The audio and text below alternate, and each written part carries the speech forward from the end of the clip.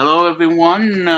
This is Plum, and yes, ladies and gentlemen, Halloween is almost here, and so don't get frightened by everything and whatnot, because we got a spectacular fun coming your way on tonight's show. I got my guests with me and everything, and we got a lot of stuff to talk about. Hopefully, we won't make the stream long, like the last stream. But anyway. Get ready, guys. Uh, we BPT's mini podcast extravaganza. Boy, I should prepare for my warm ups. I've been eating a lot of Cheerios, and I don't like Cheerios. Anyway, BPT's mini podcast extravaganza for October 29th starts right after this. So stay tuned. It's going to be a great show.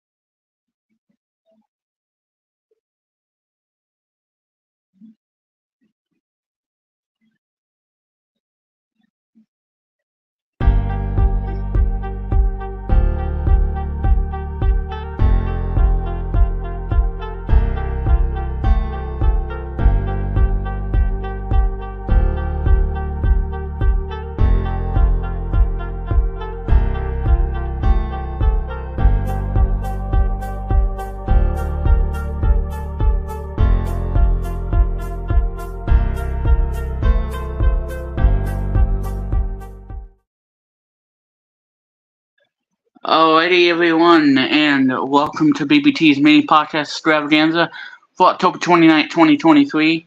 I'm Remix Plum, and thank you, everybody, for tuning in. This is going to be the last mini podcast stream for the month of October.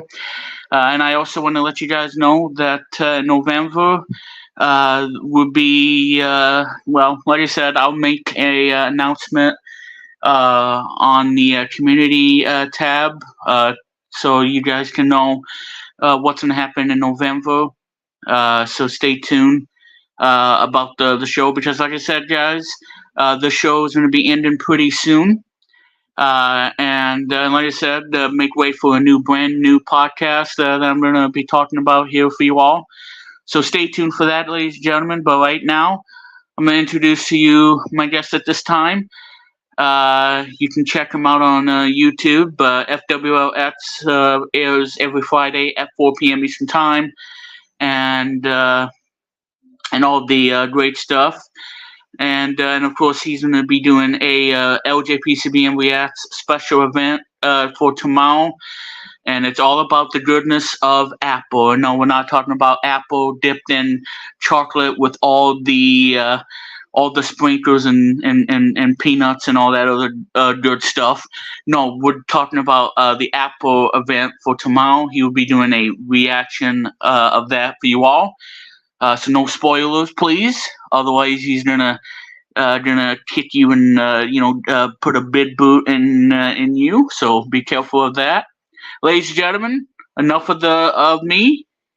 This is Luke Jeffers. Hello, guys. Like the news said, everybody from BBT's YouTube channel. Well, it is amazing. And first of all, second of all,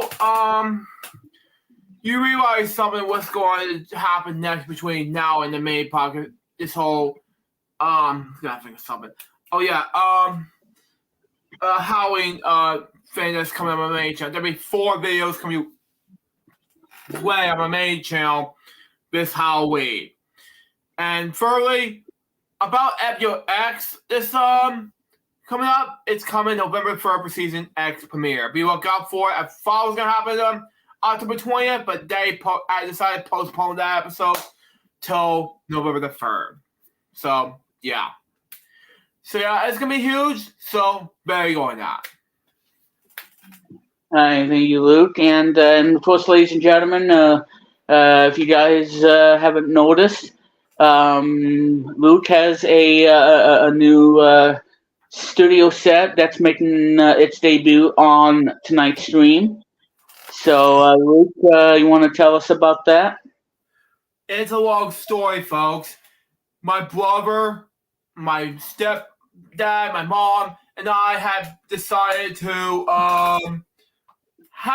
make a new set sometime, and my brother decided as of last Friday we had to make a new set for my whole room, my office, my studio, etc. So what he did was make the new changes for this bed seen here, which is pretty nice. It's a king size bed seen here. Then this computer desk, which you saw during Reese's Jokes episode number 88, along with the other projects you saw, a few other projects you saw. The last bit of book reviews episodes. It tributes to Bob Barker, who sadly passed away early this year, and then up until the tributes episode of book reviews, which I finished up by the way, and some other reviews episodes. Including the one with the that I did with remix and LGBT ads on it's car thing, you know. I don't know what it's called, but it's basically my reaction video to the car thing. But you know, but after he set up this desk for this house, I was going to make some changes to this desk. It's huge, and that old desk, the desk is now somewhere outside somewhere. But I'm thinking this might be a set we're going to be able to do. Oh, Chris is in right now. All right. Well, I didn't want him to interrupt you, but all right. Hang on, Luke. You can continue the crash course and everything. All right, ladies and gentlemen, joining us on Remix Plum Studio stage. Check out his album. Spotify, Apple Music, all that stuff.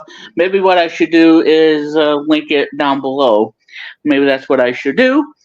But I forgot because I had a banana peel and I fell and I got dizzy. But I digress. Anyway, ladies and gentlemen, it's Chris Kennedy. Thank you, Luke. Hi, everybody. Yeah, thanks again, Remix. Welcome, Chris. First of all, Remix, yeah, I had no idea you were going to be on this long. But how are you? Good? Oh, yeah, I'm doing all right. How's everybody, first of all? And doing well, Chris. Well, that's good. That's good. There was a lot going on yesterday, I have to say. And I'm not going to you folks, so you can continue what you're doing and let me know when you want me to jump in here. Yeah, sounds good. And Luke, the crash course with Luke Jeffers continues now on BPT's mini podcast Extravaganza. All right, Luke, go ahead. Thank you, Remix. Anyway, this whole, let's say, but besides that, I have this record player, the easy button, and let's see here. That was easy. Exactly, and of course, right now instead of the left, which you saw the taping wise. But of course, this desk scene here, besides the king size bed, you saw as you see the highway, the H4 ACDC, and the Kiss Destroyer poster is now in here somewhere, rather than you saw rotated the webcam scene here. And as for the closet, it's right here somewhere. And the ACC calendar is right towards here somewhere in the bottom right one. And if you look closely, okay, Star Wars poster along with the these autographs with the Greg Leslie one, everything. It's much, a million times better than it was with the old set. But regardless, Funko Pops right here, along with everything else you saw, the CNET, the guest for everything, it's all there. So you may see my projects from here to there. I'll still upload some more on Rumble. Hide that press. And there's more to everything else between now and that Cinderella poster is right over there. And of course, there's a lot to it in them. this closet, dresser, excuse me. And what you're going to see right now, basically, it's my award ceremony for the very first movie, Like More and Terror, see here, back in 2007. And that's all I'm going to say for that new set, but other than that, it looks pretty cool, and we had it back on last Friday, so it's going to be a whole different story of the whole set, so, and last Friday was the best day in LJP CBM's Live. Remix. That's been the crash course for you all on October 29th, 2023, and there you go. And by the way, the last one for the month of October. So applause to you, Luke. Thank you. And since Luke activated the button where the guy says that was easy, yeah. That's easy. Just like someone making a hot tomato pie on Thanksgiving. It's made by Stable. And I made this as a running gag, by the way, if you're wondering what happens. It's everywhere on my main channel / let's say Rumble, everywhere else. It's a joke series everywhere else. If you were wondering what it was. Yeah, exactly. But yeah, again, it's like serving a hot tomato pie on a Thanksgiving and nobody eats it. Oh, and then it goes to waste. If you wonder where I get this from, it's for the flea market, Keller's Flea Market. That is from, it does logo I have Stables, but that's just me. Right. Oh yeah. I'm in with Staples. Yeah. Same here. The last one with the Stables was yesterday. They got my mom had to deliver this package. What is the word? I can't remember. Deliver the package, ship those packages back, excuse me, and then I bought a $25 Amazon gift card, and I have to deliver two of my Funko Pops will be delivered here tomorrow. Anyway. That's nice. And I was going to say the last time I went to a Staples is when I bought a piece of software for Windows 7. The Staples had a lot of computer software and whatnot, and I think I bought, I want to say at least 2, maybe, I don't know, but I know the last time that I went to a Staples, and this was nearly almost 1.5 to 2 decades ago, is when I picked up a copy of Microsoft Office 2010 Home and Student Edition that was on Windows 7 because I hated the 2007 version. It wasn't that great. I didn't like the interface that much, but 2010 was the program that really got me back in using the software apps on Windows for the time being. But yeah, so that was my little Staples story, if you will. And that is buying a piece of software that I wanted on Windows 7 called Microsoft Office 2010 Home and Student. And I miss it. And now I am using, the brand new version, I think. And now years later, 365 and using the Office apps that I use every day. And that's my little Staples story, if you will. So there you go on that. So anyway, a slice of hot tomato with your pizza. Wow. And of course you'll be going to that delicious meat market and grab yourself some delicious I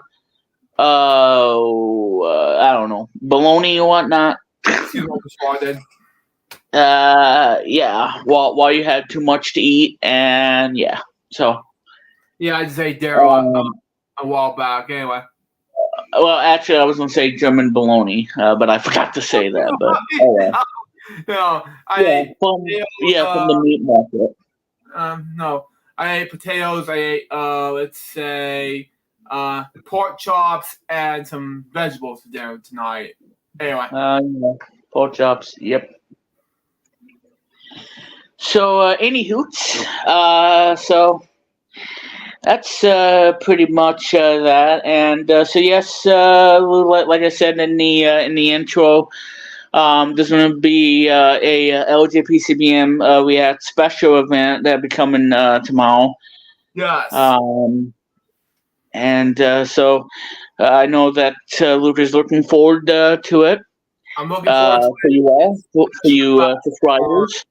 Taylor's birthday, which I was going to attend that short amount of time because I'm going to get ready for a Apple event where you have to be a special event, which is probably a huge bank. So there you go. Yeah. I mean, obviously, yes, because, it's always a great time to, do a special video, especially on a React video. And I hope the viewers will enjoy the new setup and everything for Luke and everything. And I'm going to say this too on Halloween. If you do go out on Halloween trick-or-treating, well, do me a favor. If you see Mr. Bucket, one away. That's all I'm saying. One away. Don't offer him, Hershey's candy balls or what you can do, which I don't think you should ever do, and that's for a pie in his face. Oh, God. And because I tell you, again, what if Mr. Bucket was made into a horror movie? Wow.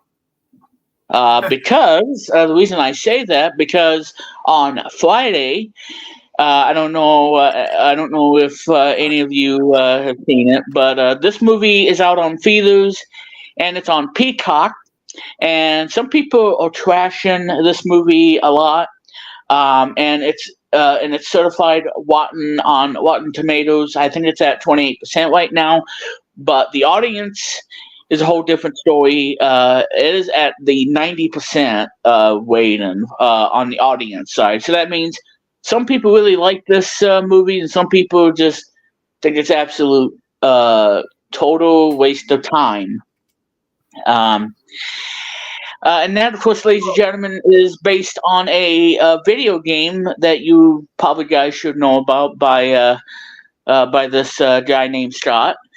Calthorne or whatever, and the game is called Five Nights at Freddy's. Yeah, it was a great game, but it's also a great movie coming out. But my cousin Leanne and Olivia, they went to see. Well, Olivia bought ticket to see Five Nights at Freddy's. Let's say last Friday, as a matter of fact. Leanne, my cousin's birthday is the day before that. She turned 50, so that was a great experience to tell her a happy birthday. So cool with my cousins, if you're watching this. Anyway. All right. Yeah. So the movie's obviously based off the video game and whatnot, and some people play it, some people just think of otherwise. And then we had to wait, a long time, until the movie actually came out, and now it's getting nothing but bad reviews, and it is at 26% right now on Rotten Tomatoes, and 89% of audience is giving it praise. 89% of the audience is up there, and the critics are 28%. And this is so it's a video game, and the game came out in 2014, August 8th. And what it is, guys, is I don't want to really spoil it too much for you guys who haven't seen the movie. I don't know why you should, but anyway. No. But yeah, it's well, if you played the video game, you know it takes place in a pizza restaurant and whatnot that was closed. Yeah. And then you got the animatronic mascots. And I do have one thing I want to say that I think was really cool of the movie, because I know people are gonna say something that it's really total garbage, but anyway, yeah. So this game came out in 2014. It's all over the place. Oh, and look at that! It was on Google Stadia. Yeah, well, guess what? You can't play it on Stadia because it went bye. But you can play it on all the platforms, just not Stadia. No, I'm not. No. Yeah. So, like I said, it's a video game series, and started in 2014. Now it's made into a movie, and some people said that this movie is not scary, not frightening. And I think it's a bit scary, but I would say it's not over the top as you would like Friday the 13th or Halloween or Nightmare on Elm Street. Those can really give you just to the point that you don't want to sleep at night because it's so you'd be terrified.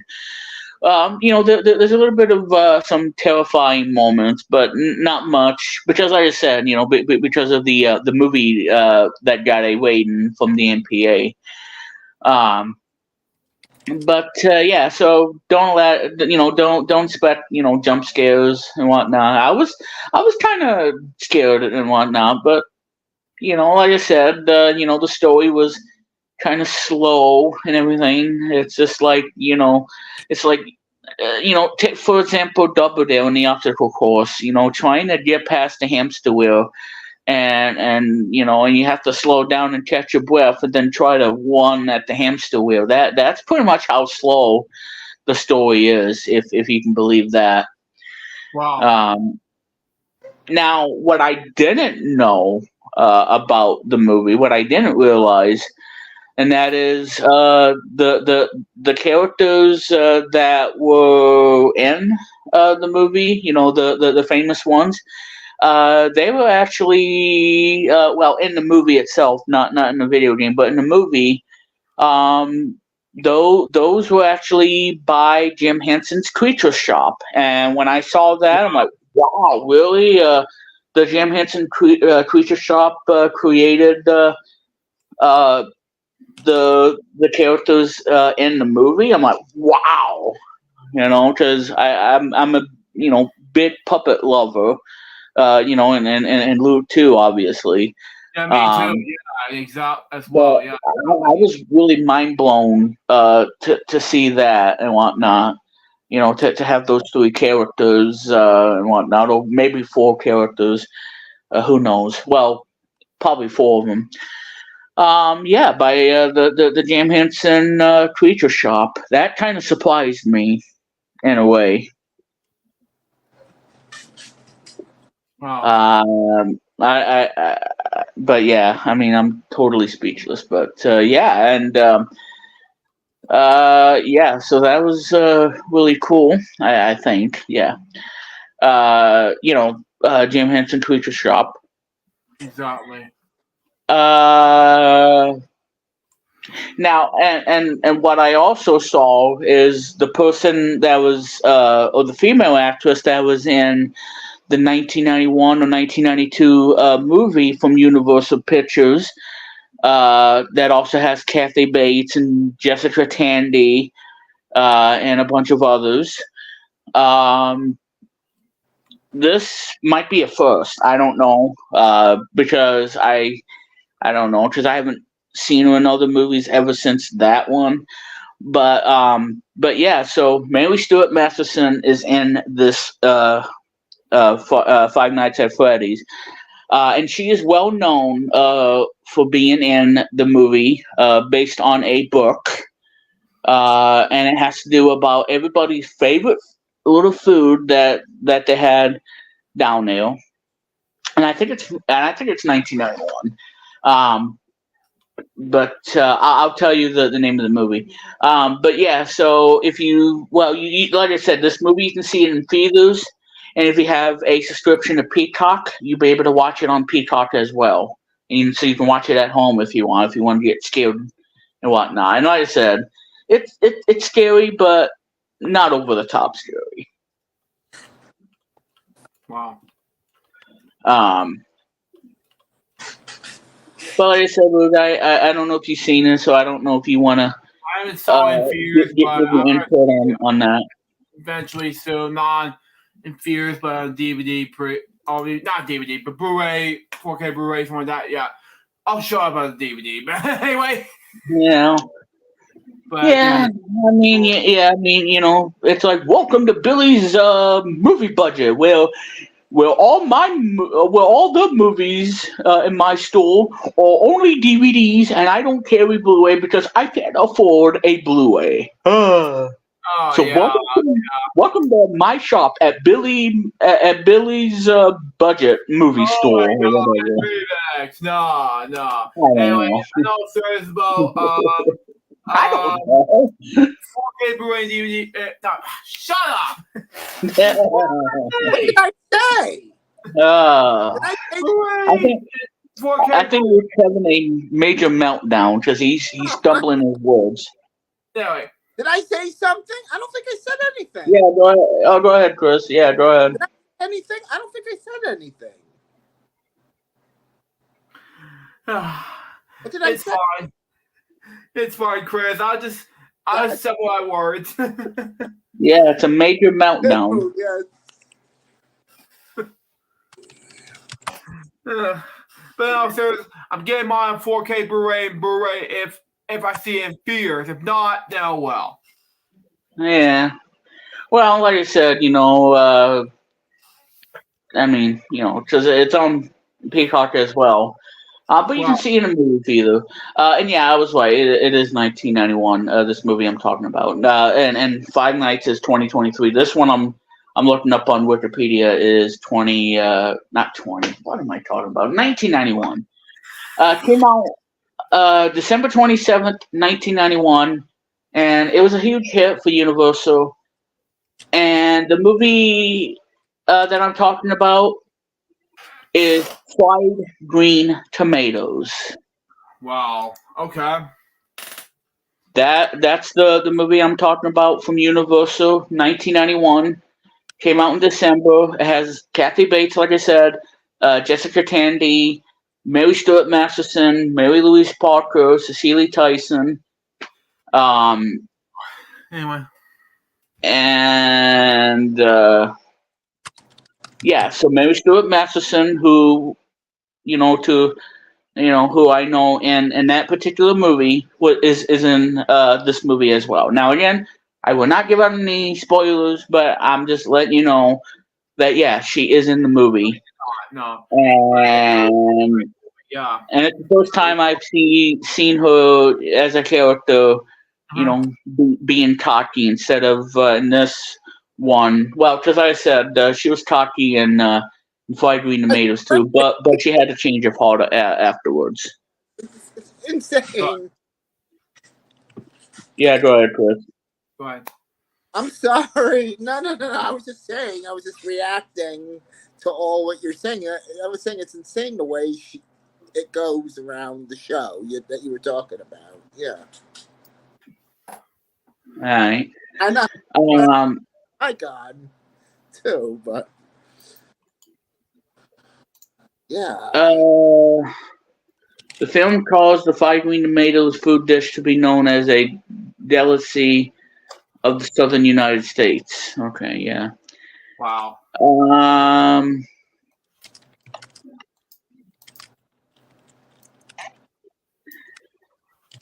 And there's a place in Georgia that's of a restaurant that serves this popular food item. And it's a place called Juliet, I think. Wait, Juliet? Yeah, Juliet, Georgia. Yeah. Oh.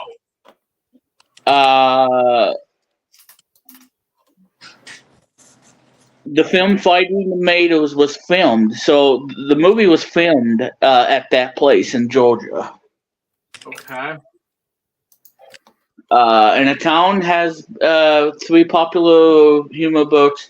After the filming of Fighting Green Tomatoes, the sets used for the town's main street were renovated into a tourist district, complete with a fully optional whistle stop cafe at that that you see in the movie in the Fly Green Tomatoes movie, and that little place I don't know if it's still there or not, but that's the whistle stop cafe in Juliet, Georgia.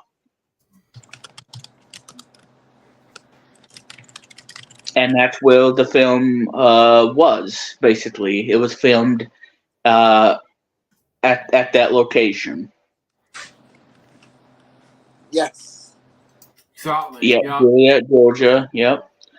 Whistle Stop Cafe was formerly an antique and hardware store. It was redesigned as a cafe with a horseshoe-shaped counter to allow for optimal camera angles.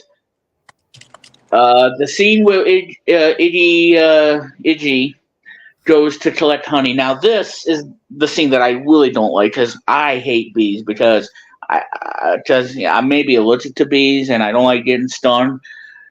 She had the courage to do it in the movie, but it's a scene that I don't want to ever see because. Hear about No. that. It's creepy. But anyway, I understand. in the film, I'm with you. I feel the same way, buddy. I don't want to be bothered with wasps or bees or what do you call it, scorpions or hornets, any of that crap. I don't want to be. No. I have no. Sorry if I word, but you know what I mean. You know something? I've been stuck. Hey, Billy, how you doing? Hello, Billy. Beware of the Cookie Monster. Go ahead, Luke. You know something? I've been stung once by a bee in 2010 August. You know? Yeah, me too. That was nearly 2 decades ago.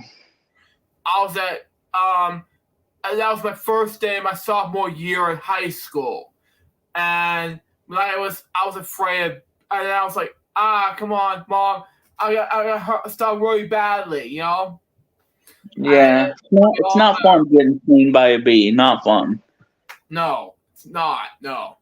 I don't like it. Me either. Yeah. Remember, got stung or bit by a wasp or whatever. I don't remember if the wasp bit me. He bit me or something, but I don't ever remember. I can't remember. You think I lived for 40 years and I would ever remember such a bull or whatever? You think I remember that? I go for other crazy stuff, other bull that I can't even keep up with that.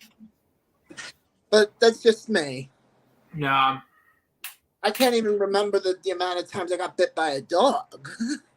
No, well, me too, and that's why ever since what happened in 2018, 2019, I never want to be near dogs again because I got bit and I thought that I was done for.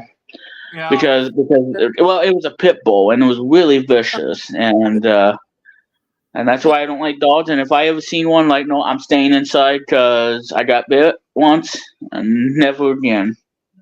Yeah. Sorry, everybody, to the viewers out there, but like I said, if you're a dog lover, that's great. But like I said, if being attacked by one, yeah, you know that it can turn into an instant. Yeah, exactly. You know how aggressive pit bulls can be. You know something? They're not fun. Yes. It's not fun. You know, it's just I I'm not really a dog lover myself, but my brother was, and my stepdad was. But one time in the late 90s, when I was like 2, 3, or 4, I was hunted by a dog and I was bit by a dog. So I never want to get near by a dog ever in my life. No, yeah. Well, like I said, pit bulls do something else. I mean, it was Skippy, Because not only that, they also cause a lot of trouble too, especially them running around outside and whatnot. Yeah, not because like I said, not only they can be kind of treacherous, but like I said, and outside, and if they run away and whatnot, then yeah, there's a lot of trouble that you would get and whatnot, and that's why I'm not really a fan of it, because like I said, because that happened to me a couple of times when 2019, 2020. And I'm like, oh my God, I don't need to babysit these dogs. And if they want out, then yeah, I mean, let them go. But like I said, they cause more trouble than anything else on the planet. I'm saying they cause trouble, leaving you a big fat headache. He'll nip me. Teddy will nip me sometimes, but he won't bite me because he knows better. But he'll nip, like he'll go but he won't bite because he has anxiety and he gets in his moods, and because he was like abused. Now, he was not raised. They beat him in Lancaster or wherever he was from. They beat him before we bought him, before we took him in. Mm-hmm. So I hear the story according to my mother. He was like beat up by the breeders, and the horses kicked him, and he's definitely afraid of certain things. So I forgive Teddy. I tell Teddy, you know what? Biting is not appropriate. I don't want to see you. No. And I know you can't hurt me. You can't do that much damage to me, even if you try, Teddy. I tell him. Yeah. But if you ever meet Teddy in person, just be careful around him, because just be careful of Teddy. Yeah. He can be temperamental. He's a temperamental kid. Yeah. Yeah, like me, because I'm more of a pig person, Yeah, and I'm trying to. Yeah, exactly. I'm trying to get. He reminds me of a pig too, Teddy. Yeah, that Teddy. Yeah. Qualities of it, and a llama too, in his face. I mean, personally, I would prefer to get a psychiatrist for Teddy. Yeah. Like get him on medication so he doesn't do that. If the medication. Some of it, sometimes it doesn't work. Sometimes it does. That will. I see. I know it's hard, but yeah. The reason why I love pigs so much rather than dogs, because I know I don't want to say it for my family, but they stink really bad, Well, yeah, that's another thing too. They stink up the whole house, and living in that, yeah, that's not good. Especially when somebody who has COPD, they don't want to breathe in that crap. Yeah, I'm gonna have to clean up after the pigs. No. And even though I might vomit, but I can deal with it. Mm-hmm. Yeah. So that's one thing. For somebody who has COPD and has to have oxygen all the time. Mm-hmm. Then yeah. But anyway, yeah, I can understand, Luke. But anyway, yeah. So Fried with Tomatoes, it was a huge hit back in '91. And of course, like I said, so about the bee scene, collect honey from a tree stump, and let's see. Ruth was originally intended to be performed by a stunt double. However, after the latter backed out of the last minute, Masterson volunteered to do it herself. So she was brave doing it on her own. of her covered in swarm of live bees is seen in the final version of the film.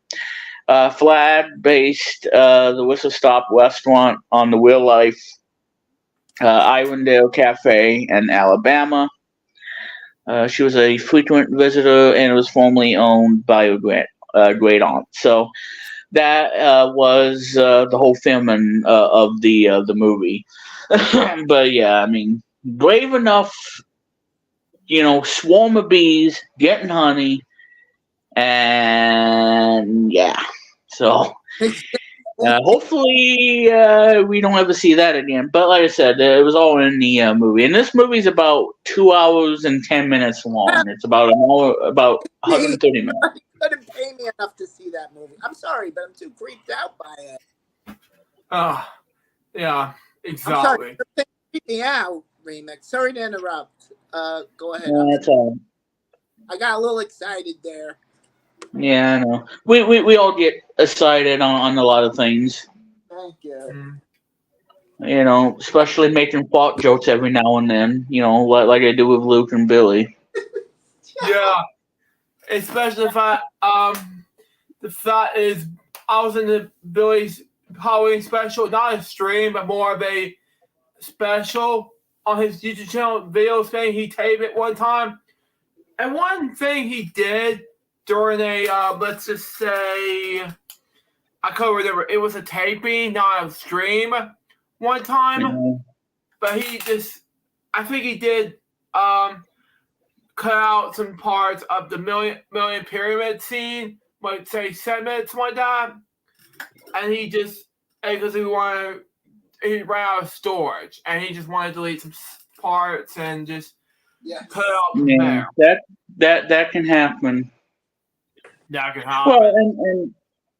Well, and like I said, I mean, I wasn't able to see any, anything, because I was watching it live, and all I saw was black, because I think it was gonna turn on the camera and whatnot, but I didn't see anything. No, I didn't see anything either. Like, Bill, and he hung up. He and I hung up, and then he just wanted to. He and I wanted to do it on Discord. That was it. That's all he did. Let's do it on Discord with me. Yeah, I mean, like I said, having technical difficulties is not really a fun thing for everybody. No. I agree. Yeah, I've gone through many of those myself. I mean, I have those difficulties when I did episode 390 of FWL. It went cut off on my Mac for no reason. Yeah. And it has to be more than just 2 SSD drives and just 3, That's what Mom told me. All right. But anyway. Yeah, so like I said, the movie, so Five Nights at Freddy's was released on Peacock in the United States and Universal, like I said. Let's see. Yeah, so the film has grossed $78 million in the United States and 78 million in US and Canada and 52 in other territories for a total of 130.6 million.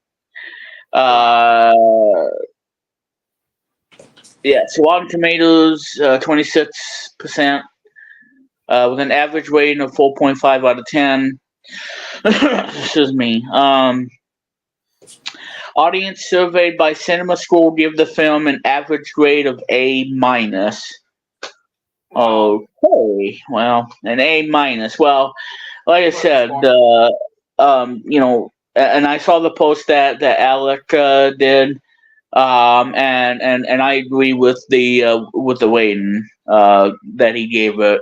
I gave it that as well. So. Because like I said, the movie does have a lot of, faults and everything. Well, I mean, pretty much. But yeah, so the movie is not doing so well.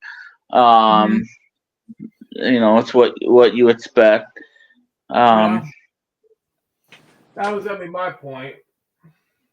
Yeah. So, but like I said, I will say two things about it. Number one, um, they look really, the animatronics for those characters of the video game and into the movie. I think they're really cool looking, although a bit creepy at some times. Because of of the eyes and whatnot, and the emotions and everything. Yeah, but yeah. So the animatronics done by Jim Henson Creature Shop. Yeah, I mean it was really cool. They were cool looking. Um, and the second, well, do what? What were you gonna say, Chris? I'm sorry. No. Continue. I'm sorry. I was talking to myself. I was making some coffee. And I think Luke is hiding in the closet. No, I'm not hiding in the closet. I'm laying in my bed. Oh, Cool. Yeah, it's the king size bed you're referring to, Remix. ow. Very good. Can I tell you something, Remix? Happy Halloween to everybody, first of all, including you. Yeah, exactly. And you, Luke. Excuse me. Yeah, happy Halloween to you folks, Luke, Remix, and Luke, and everybody out there. Yeah, which is about 2 days away, and Hi, Billy. How are you? It's been a long time since I've heard from you. I'm sorry. I've been yeah. so tied up, Billy. Yeah, so that's why you hadn't heard from me on Instagram. I'm going through depression. But hey, happy Yeah, Halloween. I can tell you right now, the me dressing too. in costume. I'll show you my costume pretty quick, even though you're gonna freak out, maybe. Try not to Yeah. when you see this costume, but come on now. Come on now. Come on, don't do this. Do as I say, costume. There you go. Be good. You have been lucky to me. See this? Wow. The blonde wig. Wow, that was very exciting. Girl as a Halloween costume, and I've done a Halloween show on YouTube. Yes, I mean Instagram. It'll be all over the internet, pretty much, including my own website, which is the website is coming probably by the holidays. Wow, Chris. Okay. By the holidays, but like I said, I got a lot of cool stuff to celebrate for Halloween. So, but I know we're talking about '60s music today. Are we talking about '60s music later on, Remix? Yeah, that's the theme and whatnot. Awesome. And we're doing like a Halloween podcast. And are we doing it today or are we going to do it later this week? I have no idea. Well, probably not Tuesday, because Tuesday's gonna be really hectic. I know. But Maybe we can do it another day. yeah. I'll gladly host. Well, we can talk a little bit of Halloween stuff on the stream. Yeah. I like Halloween. I ate some chocolate. What do you call it? Ice And I had to make sure I mute this so I don't accidentally. I ordered from Friendly's peanut butter ice cream. I know I keep saying peanut butter and Luke's. I don't mean to. Well, yeah, he's allergic to peanuts, but yeah, that's awesome. Sorry, Luke. I don't know why I'm addicted to nuts. It's just me. Well, I think I was allergic to. Well, you and me both, cause I want to get some when I do Intercart next. Well, I don't know, next Sunday when I get food stamps, cause. Yeah, sometimes when I'm younger, I have allergies to food, and sometimes I get older, I get allergies to other foods, Yeah, I see. Yeah, especially at a supermarket, and I'm gonna get the ice cream. Yeah, to the grocery store, I got a bunch of cookies and but like a whole pack of cookies, which I can drink with my teeth. I'm sorry, go ahead, I'm sorry. Well, and I was gonna say too. Not only I have the layout in a cropped layout, but all you guys see on Luton is a chair and not him laying on the bed daydreaming about pigs or anything like that. Gotcha. Oh my god. Hey, I love the Bernie videos. I remember. Oh, man. Actually, it was a chair. And yes, basically what it was remix. I was just staying here looking like that, and that way I can lay down on my bed. That's way more easier for me to do it, Okay, so for you viewers out there, yes, Luke is still there. He didn't disappear, abracadabra style. um, The only and PBS show and I it's hate. also go ahead, Chris.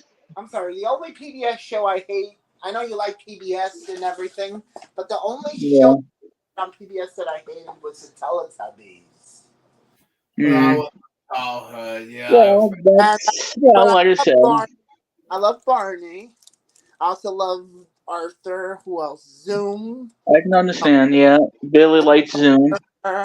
Mr. Rogers is okay, and so is Kermit the Frog. They're not. Yeah, Mr. Rogers is an icon, and of course, He's pretty we doing both with celebrating its 40th anniversary. Yeah, I like Sesame Street, but I only like the Me first too. 25 years, let's say, from 1960. Yeah, I'm more of a 50 years type of person because the next 5 years somehow ruined it bits and pieces because I was just trying. I stopped. I Stopped watching the show. Yeah, yeah. Because my friend started to work at Sesame Street for some reason. Gotcha. And that made me feel like I need to get ready to more of the loop of what, get ready to start. Move on and whatnot. Yeah. I remember Bob McGrath. He's a legend. I remember him as well because he was my friend on Facebook. And sad to say that he's gone. Luke, I have a question, Luke. Bob McGrath was your friend on Facebook? Yeah, he is. Yeah, he's awesome. He's a legend. He is. When I met a friend of mine named Jeremy Main on Facebook, started on Sesame Maniac. If he's watching this, he told me to meet Bob McGrath. A legend. I also like Emilio Delgado, Roscoe Orman. Who else? The original Gordon, I forget his name, but Roscoe Orman. Matt Robinson is his original Gordon, by the way. Yeah, Matt, what's his name? Matt Robinson. Matt Robinson. I like him too. He's wonderful. He's a legend too, Matt Robinson. Who else? Will Lee, Kermit Love, Carol Spinney, Kevin Clash, Frank Oz, Jim Henson, of course, Steve Whitmire, Matt Vogel. There's actually 3 Gordons, by the way, Chris, if you're wondering. Plus the one with the pilot. There's Matt Robinson, there's Hale Smith, and the other one's legend too. They're all legends. And the other one's basically Roscoe Orman. That was Roscoe Orman, yeah, I remember he done some sitcoms and stand-up before Sesame Street. I always thought he was the best on Sesame Street because that's what I'll remember him for. And the same lady that played Ariana, what was her name? Ariana, or I think it was Ariana or Aliana. I forget her name. Yeah, I don't. Sorry. I think she went by the name of Hall. Ariana Hall played Olivia. She also played. I would never hear her during 227 sitcom, but I do remember her on Sesame Street as well. Yeah, I do remember the name. I'm sorry to interrupt, Chris. I'm sorry. Go ahead. I do remember the name when I was a kid growing up. I don't remember some of those names of Sesame Street. That's okay. Kid, but I do remember some names of familiar faces. Yeah, sometimes my names escape me too. From Sesame Street. I'm thinking, per se, I remember those faces like, for example, I Alan from Sesame Street. He's currently at Sesame Street working on, I don't know his last name, but he was like LGBTQ, something like that, Sesame Street thing. He does this in season 3 because I grew up with season 3 back then. Miles, he was awesome. Miles, Miles, yeah. There are 3 different versions of Miles. Bro, one was Miles Orman, his son. yes. The other one was basically, I remember his name when I was a kid, Amy Patterson, and who played Miles from his kid days until his teen days. And the other one was a great Miles since my mid childhood was I don't remember the name, but he's been doing it on the 50th anniversary celebration of Sesame Street at the time. I'm sorry, but he did a great job, by the way. Absolutely. And I love Mr. Rogers too. Yeah, I love Mr. Rogers too. Yeah, he was a great job, yeah, that was its neighbor show. It used to be Sesame Street, the Mr. Rogers Hour. Oh, I remember. There's 2 different versions of Mr. Hanford, you know? Hanford, yeah, and then there was Mr. Hanford and Mr. Hooper. Yeah. I remember Mr. Hanford, yes. Yeah, same here as a kid. He's yeah. the one that filled in for Mr. Hooper. Oh, there's never a human cast. There's Gina. Remix, are you there? Speaking of which, yeah, I'm just listening. I didn't want to interrupt. No problem. If you have anything, it's your show. Jump in if you have any ideas.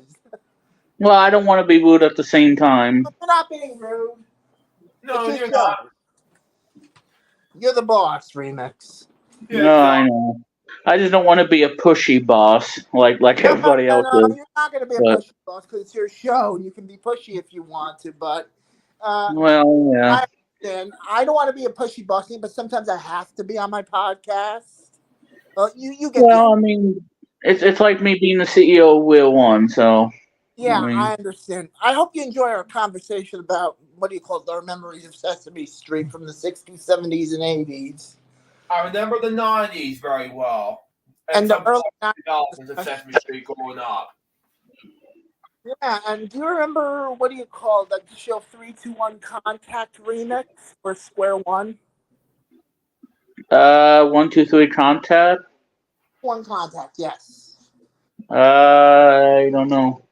That was on from 1980. I almost ended the stream. Ooh, don't do that. Don't do that, no. Yeah, my finger was almost at the end button. I'm like, oh no, don't do that. not when they're talking. I remember that'd be like a rocket ship going up, and then it all comes crashing down. Like, no, don't do that. You want to know something, Remix and Luke? I told you I'm an aerobics personality, right? Like I teach aerobics on YouTube. I am not a aerobics person, no. But you saw my aerobics videos. You know what I'm talking about, right, Luke? Oh, I have not seen aerobics. Yeah, aerobics. Yep. I know Remix has. But yeah, speaking of that, I was going to bring that up because on PBS they had some workout shows, aerobic shows.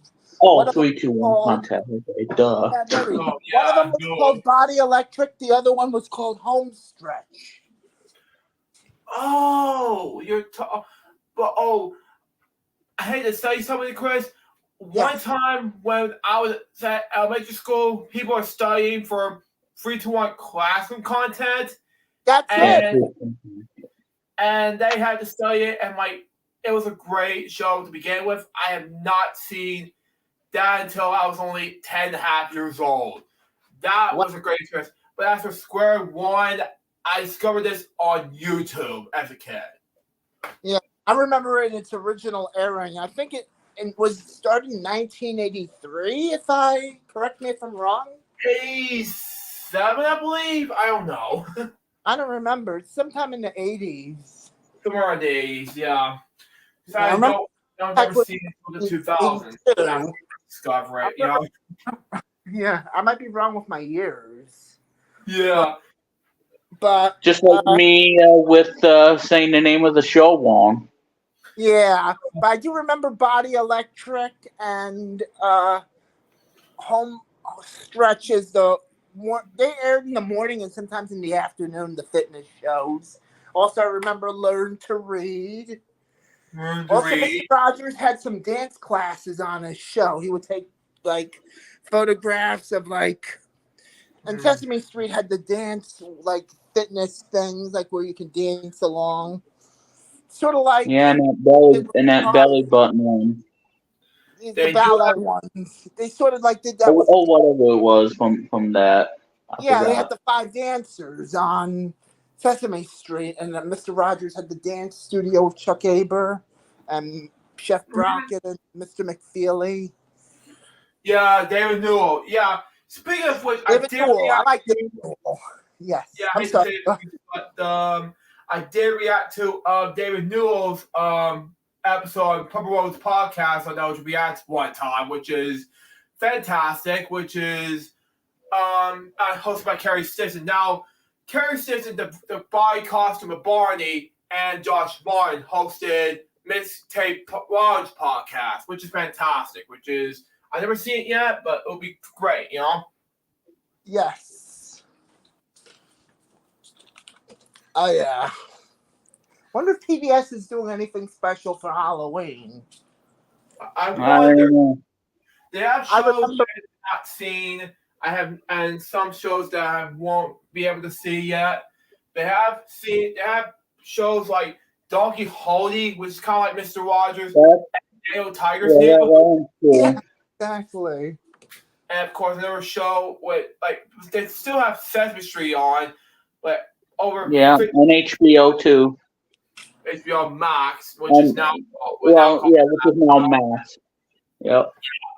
And surprisingly, a friend of my friend Karen Stark, who is Miss K's Clubhouse queer, a friend named Brian Smith is a puppeteer for Sesame Street now.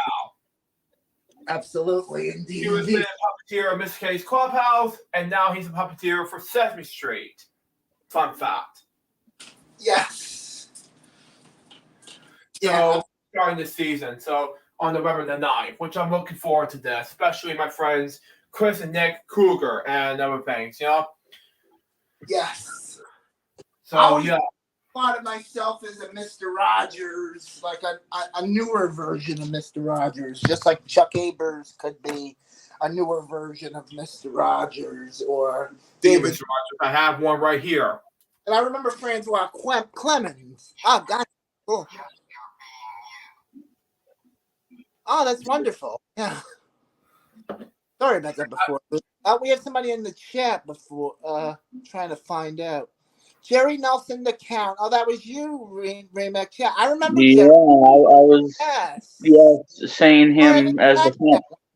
I'm glad I called. A 1, a 2, a 3, a 4. 1, a 2, a 3, a 4. And I think I got Luke on that one. A 1, a 2, a 3, a 4. I'm the Count.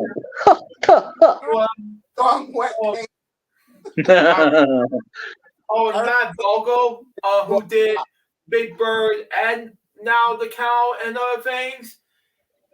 Yeah, I reacted to his Purple Rose podcast episode, hosted by Carrie Stinson. Yeah, he did Cover the Frog now, so yeah, I wasn't all that excited. But I did met Steve Whitmire, who did the puppeteering of Cover the Frog in person back in last year, which is fantastic at BubbleCon. So there you go. Yes. And of course, Get Along, and then Luke just jumps up and down. No, that was Jim Henson. Henson. If you haven't seen if you haven't seen that classic video that I did way back in time when I was using a PS3 and using the camera.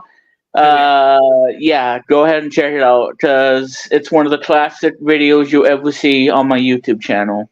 Come here. And a highlight moment. Jim Henson's. That was Jim Henson puppeteering him, not Steve Whitmire. And maybe someday someone would make a Funko Pop of Luke Jeffers. No, You never no. know. You can make money off of that. I mean, who knows? I mean, who knows? They But won't. I don't know. Maybe not. But hey, it was just an idea. But if I do that, well, I won't. But if I jump up and down, it's like, yeah, Well, whoa, no. Yeah, you can't do that anymore because you make noises and everybody be Absolutely. pointing fingers like you like what are you doing with all this noise? no. Yeah. Well, they'll be saying, keep your voices down. We control. Well, no, not in the stream. Yeah, and not jump up and down like a bunny rabbit. No. Actually, it was a bed, not the No. It was a bed. It took my out of space. Actually, a lot of people Yeah. have a room rather than here, but not in mom's room. Makes more sense. Where we take this get along thing. Yeah, which is still a classic, still to this day. Yeah. But it makes sense because I want to. When you send this file to me, not the get on video, but more of the newest get on video, I'll upload to Rumble. It makes sense. Yeah, that's true. Yeah, definitely. Just to make more fun, crazy ones videos. Yeah, Penguins videos. Yes. Yes. It just makes more sense because I want to make it fun, but I want to have it more easier. And just a fun fact for you guys, I just want to be more excited. I did finish I did finish one episode of Blue's Clues Jokes. And that new episode is called Blue's Big City Adventure. I did want to get this done last year, but it was on hold. But I did finish it after 11 months of waiting. So, and I'll upload it to Rumble beginning tomorrow on my Rumble account. Be lookout for it. Yes. Yeah. It's huge for those who fans of Blue's Clues. Anyway. Speaking of Blue's Clues, the creator of that show is also the hang on a minute. She's also the creator of a show that's on Netflix, and now it's on Nick Jr. Called Gabby's Dollhouse. Which, by the way, I have not seen.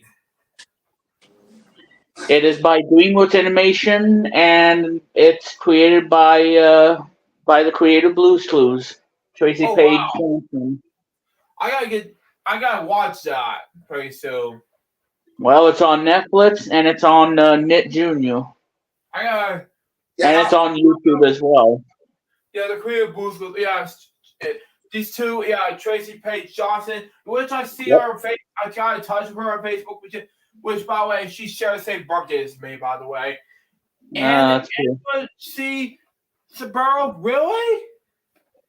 They both also create. Oh, one of them was also creator of Daniel's Tiger's Neighborhood. I'm like, seriously? Yeah. Yep. Daniel Tiger's Neighborhood. Oh, yeah. Yes. But I'm surprised that these two not only create Blue's Clues and you, but also create Blue's Clues, but also did Gabby's Dollhouse. Mm-hmm. I don't know what happened to Blue's Clues and you now, but I think they're still showing. I think they're still showing that. Oh wow, season 5. Okay, makes sense. Okay. Yes. Well, I thought for some reason they're gonna cancel it for some reason, but there are rumors about it, but they're not gonna show any cancellations. Like, no, you're not gonna see that cancel. No. Definitely. Like it's like Josh is gonna still be there, Yeah, he is. Joshua Cruz is the host of Blue's Clues and You, if you're wondering, because I was a huge fan of Blue's Clues. I want to finish up Blue's Clues jokes. The original. Yeah. By the way, Blue's Clues joke series is going to celebrate its 10th anniversary next 2 months. January 2024 will be the 10th anniversary of Blues Clues. The first episode was about the fart books, not the notebooks at the time. But I was going to get... What are you doing? Well, Lud, I will say I think that was pretty entertaining when I was doing the count. Because, like I said, I'm many voices of everything. You're very voices. You did Barney. From doing Barney. You did Daffy Duck. You did Bugs Bunny. I used to do Bugs Bunny, but I can't anymore. But yeah, Barney. John Mann, obviously, but not as good as the other one. But yeah. Yeah, I mean that's pretty much that. Sean Connery and whatnot. Yeah, I call it Sean Connery. Yeah, I said that. Yeah, and now doing the count. Yeah. Wow. You're doing a great job doing these drunk count. Somehow you did drunk count voices over the years. Yeah. Imagine the count playing baseball, and then he swings and misses, and then he's gonna fly away home because he sucks at baseball. Exactly.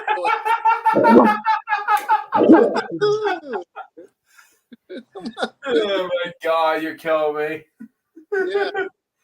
Well, it's all good fun, Luke. You know something? When you and I did one of the very first episodes I did on my StreamYard, not StreamYard, not StreamYard, OBS. You did the count of my count becoming drunk, saying why is that? Yeah. Yes. Okay, well, since you brought that up, okay, well, a 1, a 2, a 3, 27, 28. Oh my God, I don't know how to count. Oh. Oh God. There you go. Just for you, and just for the sake that Halloween's almost here, 2 days away. But yeah, there you go. So there you go, Luke. That's your little Halloween present from me to you. Oh my God, thank you. Yeah. Oh man. Exactly. It's something surprising because I came up with that, and when you did that, it was just a joke you made up, and that I'm not sure what episode I was in season 2 at the time, but it makes sense anyway. Well, now I did it tonight, so now you got a laugh out of that.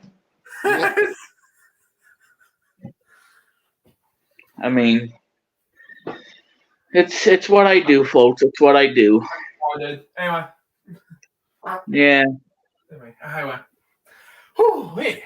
Yep, and and it's like a little piggy gonna dress up on Halloween. And he's and instead of saying trick or treat, he's gonna say that's what he will say. Going trick or treating. No, I'm not stepping out. I'm just basically because of you. Yeah, me and my humor. Yeah. Oh my God, you. Oh my God. Also, it's good. It's good to lay down my keys. I don't know what to say about that. I don't know either. I don't know. Good that I laid down my key size bed because it's better than my twin size bed, It makes sense. Yeah. Well, hopefully to the point that that when you're sleeping, you don't fall off the bed. No, I do not. Well, yeah, I know. Well, because for me, I have a queen size because I do have the tendency to fall off the bed if I'm not careful. Yeah. And I gotta get rid of a piece of crap bed anyway because the frames are broke and I gotta get another one. I just gotta do that because this bed sucks. Yes. And not only that, when we came on the show, when I woke up this morning, I had a whole bunch of pasta sauce in my bed. So I was literally sleeping with all that pasta sauce. Oh God, you need And to it's get. over my pants. It's it was a mess. Yeah, so I wasn't really covered, but the bed was covered in tomato sauce, pasta sauce. Oh Jesus. Yeah, it's probably because that I fell asleep and I was too clumsy to put the lid back on, and I'm like, never again am I gonna have this big of a mess Absolutely. that I have to clean up after myself, which is embarrassing. Vaguely, I was yawning while you were laughing. Yeah, it was total embarrassment. It is embarrassment. Oh, Yeah, it's like somebody spilling Mountain Dew or Pepsi Zero. Wow. If it was Pepsi Zero, I would have been angry, but yeah. Yeah. It'll have been funny because it'll be amazing when it comes to these things, And no, it wasn't the frames that broke. It was basically my bed still working just fine. It's brand new, but Well, and the thing is too, the bed frame that they gave me when I moved in, it was falling apart the minute I sat down. I'm like, oh my god, yeah. Well, this is only gonna last 30 seconds, and then it's all gonna cold. Yeah, I mean, yeah, it's just cheap. I mean, oh god, you can't. Yeah, it's what you you can't expect. afford cheap beds like that. Me personally, I have enough money for a bed, and it's good that it's Morgan's money. I don't want. And it's good. It's a great job Morgan did this for me, Yes. So, Well, and I want to say too that me falling asleep last night. Yeah, I was really tired Yeah. last night, and Definitely. it's never a good feeling. Like whenever I'm on a call and I fall asleep, and it's like somebody has really put me to sleep. But yeah. Exactly. And what I was going to say earlier about Sesame Street, there is one that I do like in the show, and that is Numbers at the Park. Numbers at the I remember, yeah. pool. And I was thinking of a belly button with the eyeballs, singing and whatnot. I don't know if I made that up or because, like I said, I mean, Yeah. because growing up in the '90s, in the local PBS station in my hometown, DFW, also known or better known as Kayla 13, my local PBS station, and my hometown. ET, something like that. Exactly. Ooh la la. Yeah, I know. But yeah, okay, is that it? Yeah, numbers in the park. That's probably my favorite thing in that one. Where they have the numbers show up, animated and whatnot, and they show up one by one, counting the numbers from 1 to 20. But on YouTube they go as far as 27 or 69 for that matter. Who knows? I remember as a kid. They went to Or 30. But then when I went to YouTube, it all said 1 to 27. And speaking of 27, there it is, 27.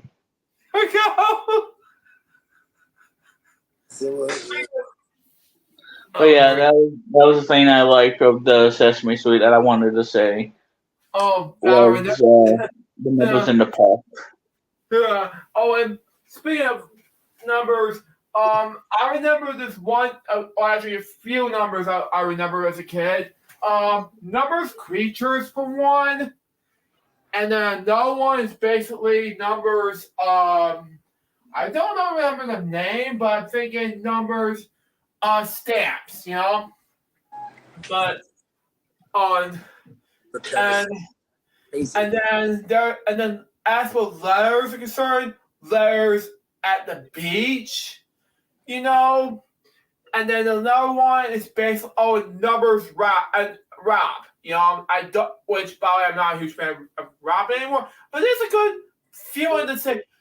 But one example of rap of numbers like 6 houses down the street, man, funky beat. Something like that. I don't know. My golly. Yeah. That one I remember very well. Oh, and numbers bellhop thing. That one I remember, yo. They have to change his voice a little bit about the gal thing one time. Well, not to say this, but at least there's a gal saying, bellhop. I don't remember her voice's name. I'm sorry. I don't regret this to you, Chris, but you remember maybe it's not that would be. Luke, I can't hear you. Huh? I can't hear you. What did you say? I can't hear you. Something? I'm sorry. Was he talking to me? I couldn't hear him. Hold on. Well, I can hear Luke. Yeah, I'm sorry. I don't know if somebody said something to me. I apologize. You're fine. Didn't want to interrupt Luke, but no. What is this garbage? I don't know. Sorry. I didn't know. I was interrupted. I was in the middle of it's not my mic's fault. It's probably a different kind of camera, Gotcha. It's just. But anyway, all seriousness, well, I remember in the early version of Sesame Bellhop, there was a different voice to go, Bellhop, and then that was it. But the regular voice to go, that was it. High helium. I remember that very well, but I don't remember the Bellhop until the YouTube days, Exactly. That was the earliest season of Sesame Street, but it was all there. But as for another Sesame Street one that always does every Christmas, where at the time it's called Elmo Saves Christmas. That one I remember, That one is the very first Christmas special I remember as a kid, not the Christmas Eve on Sesame Street one until years later.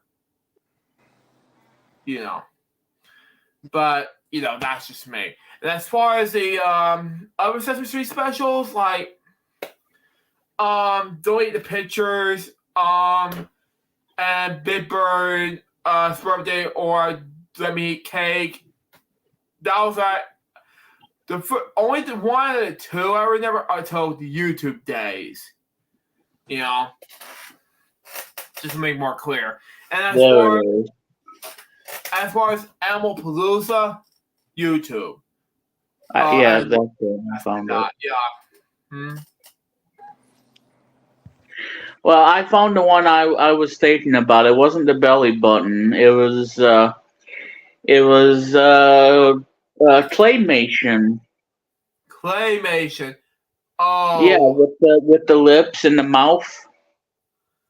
Oh, this one I remember as a YouTuber days, YouTube days, yeah. And now I got a DVD back then. Okay. Yep, there it is. I found it. It's that little ball thing, and rolling around and has a lip and singing. It's the whole claymation kind of thing. It's the whole clay. Oh. And it says Cecile doesn't want to be another shape or color. She's proud of. Okay, yeah. So it's okay. Yeah, so I found it. It's one of those clay ones that I saw in the 90s, where the singing, multiple colors, singing and bouncing around, and and the clays. Yeah, I found it. It's the whole clay animation. Just like your Gumby and all that other stuff. I remember this very well. Some of these Yeah, are created by Craig Barlett, who also created Hey Arnold. Yes. Which I remember these as a kid. One of which is a claymation segment, which is basically on a girl who's and a baby sister who want to take care of it, and all of a sudden just to pull attention and other stuff. And the other one is Arnold and the imagination thing, Yes. That one, these two I remember as a kid. And the other two were basically Pixar related, say supplies and everything. And that was basically what I saw. And I want to get off topic from them. What else I saw besides these two other segments? But I did remember one thing for Sesame Street. Ernie's Show and Tell. Oh, cool. That was my childhood growing up, And then that play again. Clap, clap, clap. Ring the bell. It's time for Ernie's Show and Tell. That was it. That's the meme song. And then all of a sudden, just show and tell. And there you go, folks. There you go, folks. That's Luke doing a karaoke, if you will. Absolutely. Yeah. Oh, man. Anyway, that segment is basically showing Ernie showing kids showing Ernie what they show and things like that, and then they stopped doing it after the very first season. They're not doing the theme song like that in the very first season, but they stopped airing it for a while after the very first season. So there you go. I've seen that segment, especially Monster in Daycare, and Sesame Street goes to daycare as a kid. This has been my childhood, and especially in season 30 standards. And Animals World is a 15-minute long segment, and that was my childhood growing up. And what is really, it's been stopping it after the 40th season, and then that's the revival in the 47th season, really. It's basically Elmo and his pet goldfish Dorothy and his friend Mr. Newell. We're doing a how to get think about objects as an episode and how they do things, and Mr. Newell will talk about it, or Mrs. Newell, Barbara Mrs. Newell, played by the late Michael Gier at the time, and Mr. Newell was played by Bill Irwin, if you're wondering. And Mrs. Newell's brother, his sister, Miss Newell, was played by Kristen. I can't pronounce the last name, sorry. And Mr. Newell's other sister, Miss Newell. I don't know the actress's name, I'm sorry. But the other one thing I'll talk about in another podcast, Extravaganza the last year. But anyway, this one, these Newells were basically to say how to do things and say what you want to do, and then all of a sudden, it's kind of like the silent film movies. If you want to refer to that, but then some things that you go say that's not how you do that. Yeah, it makes like that. You do the right thing, but then kids don't know what else you're gonna do besides the nose, and then do that, and then after that, it's like, and now Emma will ask a baby. That was the whole thing. And say, how you want to do this? And then the baby will do how to do things, yada. And then after this was, and the other segments was computer time, on email, things like that. And then there's or not emails, but basically, let's say, cameras, the filming like stuff for 2 seasons of 30 and 31, for example, but then they stopped doing it like cameras, like filming stuff about about objects episodes. And after 32, they're doing emails, 32 to 40. But then, count how many they want to do. Let's count and see thing, and then they want to do this, and then quiz time, yeah.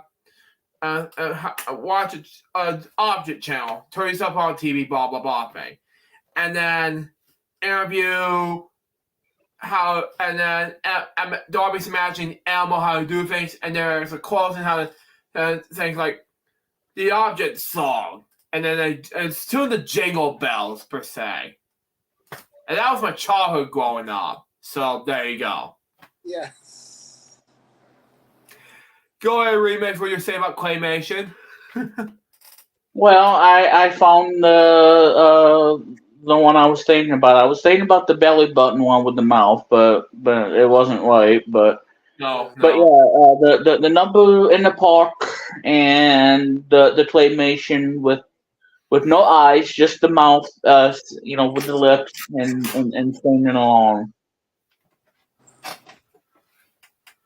That's what I was gonna say. Okay.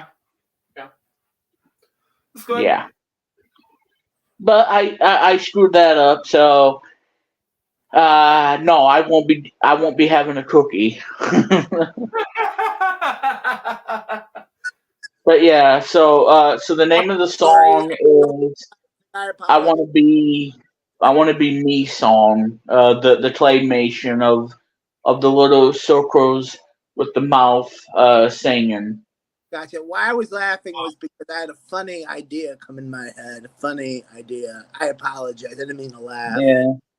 Sorry. And I was also saying about Weed and Rainbow because Weed and Rainbow turns 40. So I remember this, and I hate to be on topic again, but there is the 2000s theme was the gospel one was my favorite, but especially when I was in elementary school, there was the A's music theme, and that was kind of catchy to me. But when I got on VHS, where there was A's music, like, okay, makes sense. It was kind of catchy, but okay.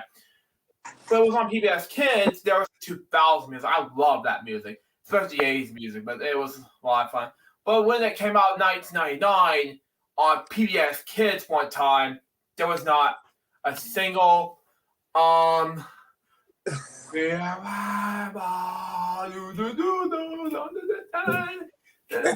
that's Bob. No. Okay. There was Another just karaoke moment with Luke.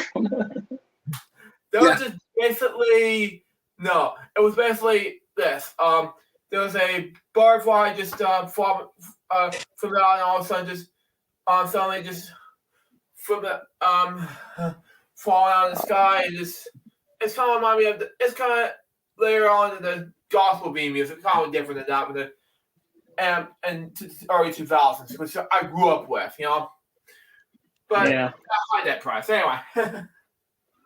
exactly. Yeah. So, Yeah. now I forgot what I was going to say now.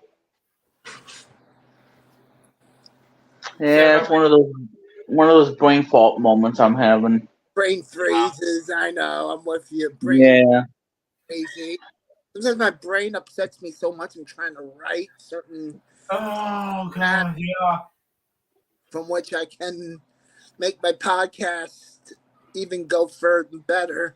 But I would like to say something. I'm remix. Luke has read that too.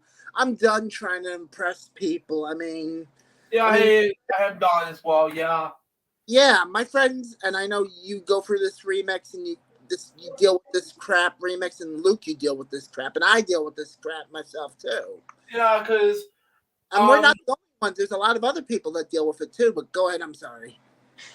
Yeah, I'll lay in bed when this isn't happening, which I'll talk about, but it's too much, Gotcha. So I said I'm done with impressing people and becoming famous. I mean, if my podcast at the very least becomes popular, that's good. But if it doesn't, I'm not going to become a celeb. I don't care if people like it or not, because sometimes our audience. That's one of those worst feelings. Live with that then. But whatever. So that's good enough. So yeah. So back to what I was saying. I mean, I don't want to be on a being serious for a bit. And I know I know. we've been down this before. I mean, me and Remix are trying to create stuff that people will like, and apparently we're not getting appreciated, or it's not. Sometimes it's not only the people, it's the algorithms of YouTube, Instagram, Facebook, and wherever, Google. They have a weird thing called AI algorithms or whatever, and I don't like it because that really kills my popularity, and then everybody doesn't hear my shows. And apparently Instagram doesn't have a bell that they can click where they can be notified of other shows if they like the shows. Oh, Notified. I don't think Instagram has that. well, I hate to say it. Yeah, I do Rumble all the time, but the thing is, it only limits to 15 gigabytes. And it's a good thing I use Rumble, so that way I won't get copyright claims. Gotcha. Rumble's good. Yeah, and I also want to start using Daily Motions too for my retro stuff, because sometimes when I've shared some retro stuff, and right now YouTube's having a problem saying, oh, I have no idea if the companies are jumping in and saying, oh, we're claiming like copyright bull on this, or it's YouTube doing that with their ID system, their AI algorithm saying, so heaven forbid I post like a clip from Card Sharks, right? And then they say this is Fremantle property, you can't use it and you can't make money off of it. So, Yeah. but don't worry, we won't give you a copyright strike. I'm like, whatever, I'll go somewhere. I'm not looking to make money off my shows. I'm just looking to do it for the thrill of it. Yeah, that's why I for me, because So that's not what I wanted to do. Yeah, that's why when I had the guests from Card Sharks, like Aaron Perry and Jim Perry and whoever, when we did the Jim Perry, Aaron Perry, and Card Sharks tribute, yeah, that was strictly for fun.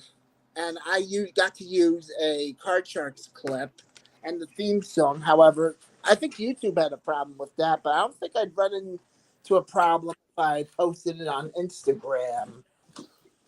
Like, sometimes it depends on the server, right? I think, I don't know, I have to try it and see. Because sometimes Instagram drives my patience too, but I might move my podcast to Daily Motion. Yeah. My recommendation, Chris, I use Rumble a lot, so I have to recommend Rumble to upload some game shows per se. Send me in a message. Yeah, I'm going to look into that. And Yeah. there's also XOTV also that you can use. XOTV that Wink Martindale uses. Okay. I kind of like both of them. I'm going to go weigh myself. I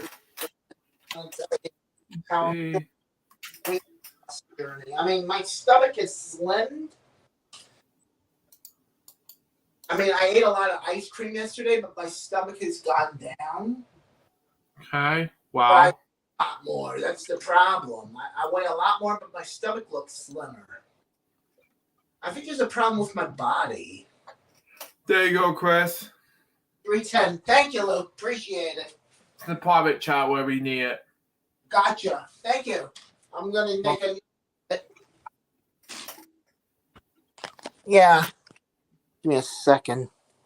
Thank you, Luke. I will look into that. Yes. Mm-hmm. Thank you. Mm. I'm writing it down as we speak right now. Mm. Well, this is a good show so far, I have to say. Yeah. I have to say we're getting off her chest, which is nice. Exactly. And yeah, I'm going to be hoping very soon, by the end of the year, like, give it another month or two, and I'll be out of here. Mm-hmm. I have no idea. I'm just going to get a temporary place for the time being. So Yeah. that's 8 o'clock Eastern. Yeah, one of these days I'll get my own studio where I can build it like on a. I'm definitely not moving to South Carolina, though. I'll tell you that. No. I don't But like. I'm still living in Georgia. Just a Hey, fun fact for you. Georgia's nice. I like Savannah. I like what do you call it, St. Mary's, Hmm. Stockford, Atlanta.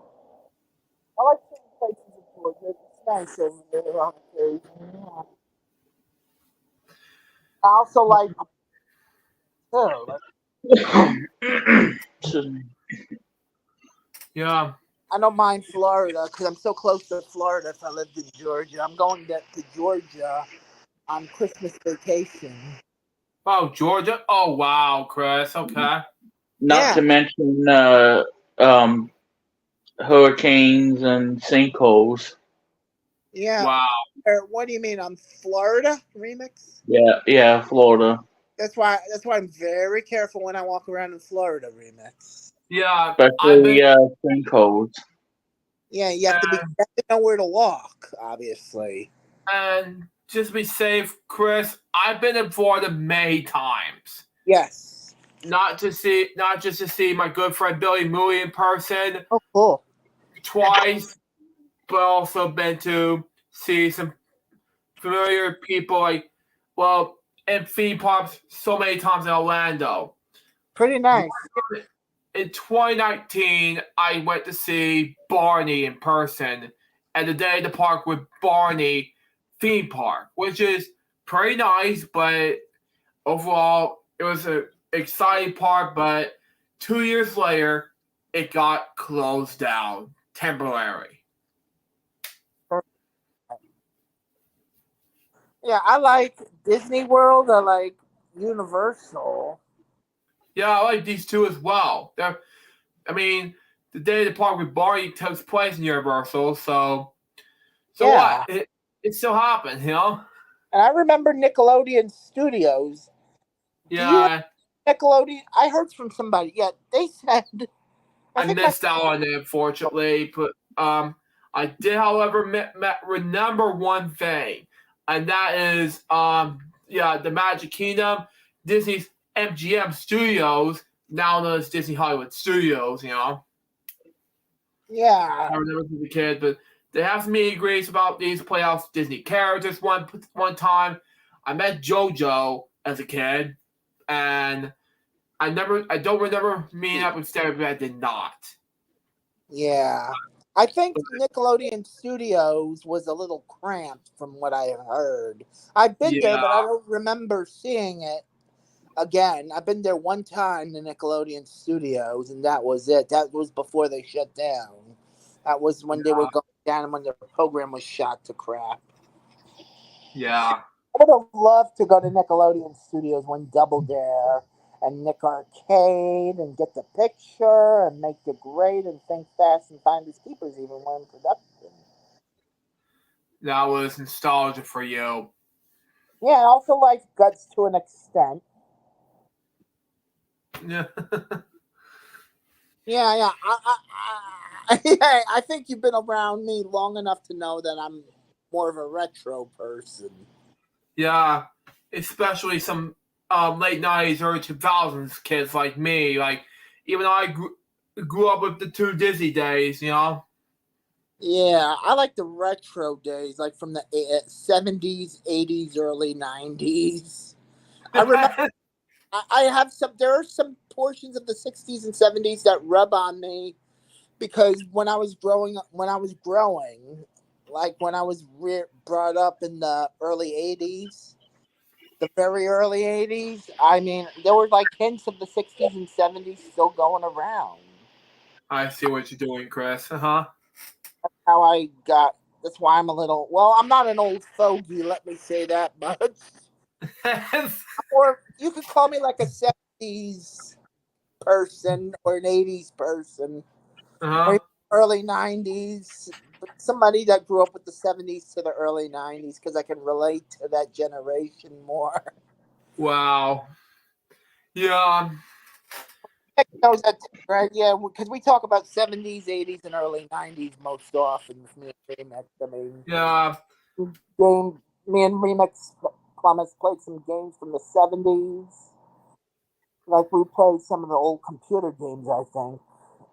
And we might do that for Cold Pizza if that ever gets brought up again. Like if that ever we if Remix acts on it, like I think it's a good idea if we host Cold Pizza and I'm gonna order some cold Should. pizza, and I'm gonna try to get a budget so I can order you folks some cold pizza as a gift. Like sometimes from like I'll have it delivered to your place through Uber Eats or whatever as a gift on me, and this way all the hosts and guests can eat pizza with me, and it'll be part of the excitement. Or we can get bags of chips, and then we can play like look something like Remix said. Maybe he was thinking of playing like old games, like Yep.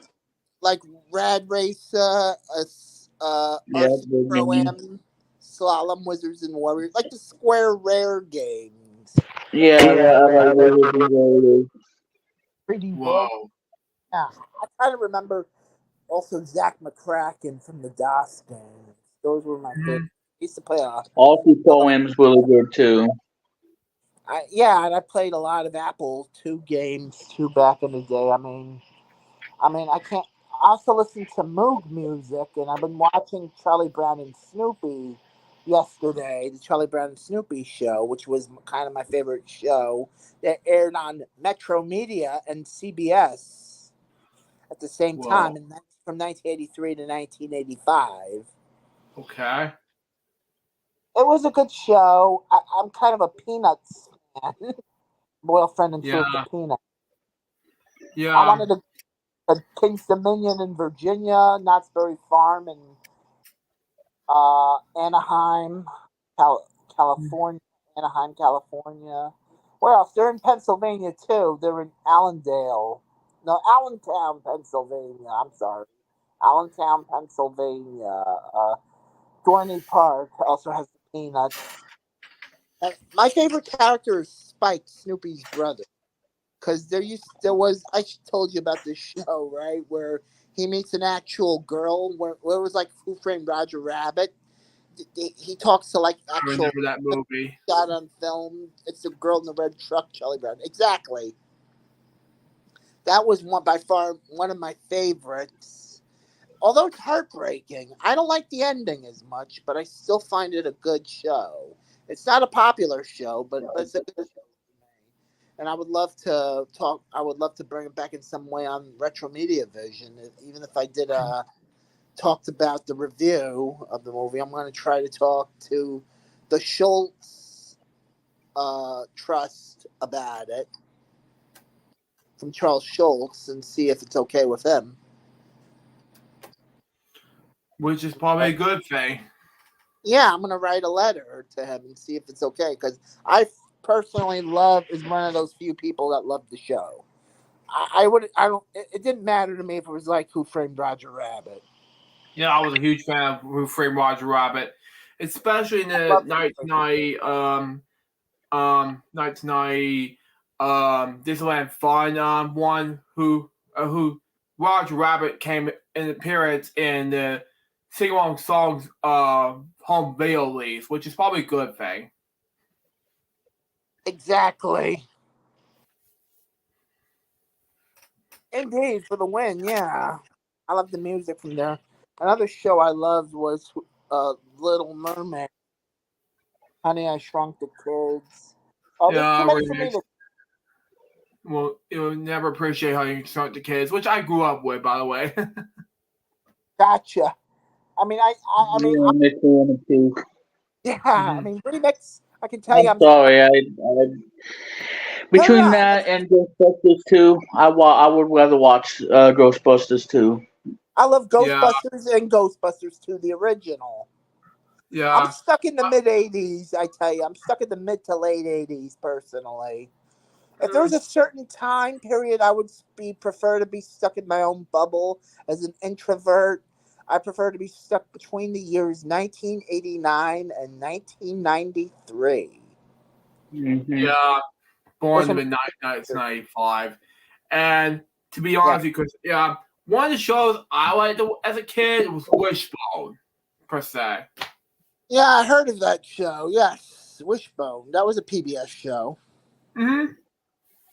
What else? Dudley the Dragon. Yeah, I've seen bits of it from another YouTuber, which I saw on a YouTube channel back called Mystical210, who reviewed the one or two of the episodes of the Dudley the Dragon at the time. So there you go. Yeah, and then there definitely was Where in the World is Carmen Sandiego, my absolute favorite. Which is great, yeah. Which I and did. the theme song catchy. Actually chatted with Greg Lee at night one time. It was very late at night. We chatted for like half an hour. It was wonderful. And I wish Greg Lee the best. And I hope a revival of like a parody of Carmen Sandiego. I know Lynn Big Peg was what she did on that show. She was funny in her own right. Kind of like a funny person, Lynn Big Peg. But we have Brockapella at least. Yeah. Yeah. You can get like some of the people in Rockapella that want to do it, and Greg Lee to do like vaudeville acts, and I could act as a co-host. I can involve the people at home as an interactive game, more like there'll be like the the lightning round, and then there'll be like the race game, like race to the end, chase or whatever it's called, whatever name you want to call it. It's sort of like a race against the clock versus the lightning round. Mm-hmm. Combination of the two. It's still in the works. I have to show it to you on paper. I don't want to show it in public because you don't know what creeps out there might steal my idea. But I definitely want to show it to you, email it to you on Instagram or by text or whatever. Email, so I'll send you a copy somehow. But yeah, those were pretty good shows. As far as the 60s music, my favorite 60s music is Raindrops. Oh my god, I forget who did the song Raindrops, but Remix loves that song, I'm pretty sure. I remember. I think I remember that. And I remember 5 O'Clock World by the Vogues. So many raindrops. Who did so many raindrops? Oh my god, I forgot. D. Clark, yeah, that was him. And then you had the Platters on Ed Sullivan and Dick Clark's American Bandstand. We used to listen to K-Star back in the day. K-Star and Connie Francis. Yep. Good 60s music that I loved. I'm a huge fan of retro, speaking of which, I go back all the way to the 60s. Yeah. Me too. And the mid-50s, only because I like the Honeymooners, but that's pretty much it. I never really liked Leave It to Beaver or I Love Lucy. I grew up with these two classic TV shows. I respect your opinion on them, by the way. Thank you. Yes, I appreciate it. Yeah. But my favorite of the old shows was the Honeymooners, hands down. Because Ralph was like possessed in some way. And it was kind of funny, but you could feel for him. You know what I mean? Uh-huh. Sometimes he had good luck. Sometimes he meant well. Sometimes he could prove himself. That's why I relate to Ralph Cramden's character. Oh, same here with Eddie Grimm Show and, of course, Golden Paul USMC and other things. Those are 60s classic TV for me. Gotcha. Yes. So what's your favorite Honeymooners episode remix? And do you also remember the song Do the Hucklebuck in the Honeymooners when Ed Norton tries to teach Ralph Cramden the Hucklebuck? Did you remember that episode remix? No. I have to play that song for you, but I'll play that record for you. I'll send you a copy of that record. But yeah, what's your favorite episode of the Honeymooners from the 50s and 60s? Well, to tell you the truth, every time it's on MeTV, I usually miss it. Oh man. Well, I got the video disc. So I probably can't answer that at the moment, but I do like the show. Yeah, You know, just yeah. like the Flintstones in the '60s. I love the Flintstones, especially the Jetsons and other things. Oh, and Yogi Bear and the Flintstones were based off the Honeymooners, by the way. I'm sorry, Luke. Go ahead. Yep. speaking of the Jetsons and Yogi Bear, and speaking of which, there's one reference in the Family Guy episode where there's a theme song reference on the Jetsons, and all of a sudden, Jerry, that's why, and all of a sudden just went like, hey, no, I took what does what you take that's why I'll keep that.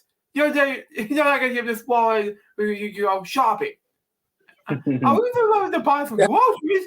Bull crap. I'm not going to say the S word. Anyway. The other one involving Fred Flintstone in a hot pursuit, and John Bonnell voicing the thing. It's like a Woods Wireless Police Videos parody. Yeah, if you don't know what I'm talking about, folks, link to below, or I can send Chris and remix what's going on. That Family Guy clip where Jane and George just basically fight over the let's say money problems over the grocery shopping thing from the Family Guy episode called, I don't know if it's called the Family Guy episode, but it was so hilarious from Family Guy. Anyway. Well, I was mentioning that one too, especially Fred Flintstone being in a hot pursuit. Wow. Oh, and one other thing about Family Guy, and that suggestion suddenly just what George is suddenly, help me, and just 45 minutes later, and he's like, just like that, and he's walking away and saying, what happened, Dad? Go wrong, and he's just like, for 45 minutes, I was right there, and that whole thing like that. I don't know. Yeah, something like that. I can't remember that. It was one of those season 1 episodes at the time that was so hilarious from the Jetsons, and 2 Family Guy episodes, but you know. Because I was a huge fan of Family Guy per se, but it's created by a guy named Steph MacFarlane, but you get my point. But anyway. Exactly. But it's like I said in the Family Guy episode, it's again Fred Flintstone in his call in a hot pursuit chase, and it has John Bonnell, who used to been a sheriff. Yeah. Wow. And there's one other thing I'm thinking of Family Guy, and I'll get to that in a moment, you guys a little bit. But there's Fred and Barney drinking beer with Peter, Joe, Swanson, Quagmire, and some other things.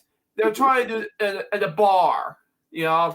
In one episode of Family Guy one time, Fred and Barney were talking and just thinking, what's going on, you know?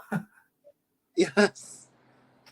But that was my point. I can't remember the episode's name, but it's basically about Joe Swanson walking on the air episode, you know? But that's just my point. And then one last thing, and then we'll move on from that point.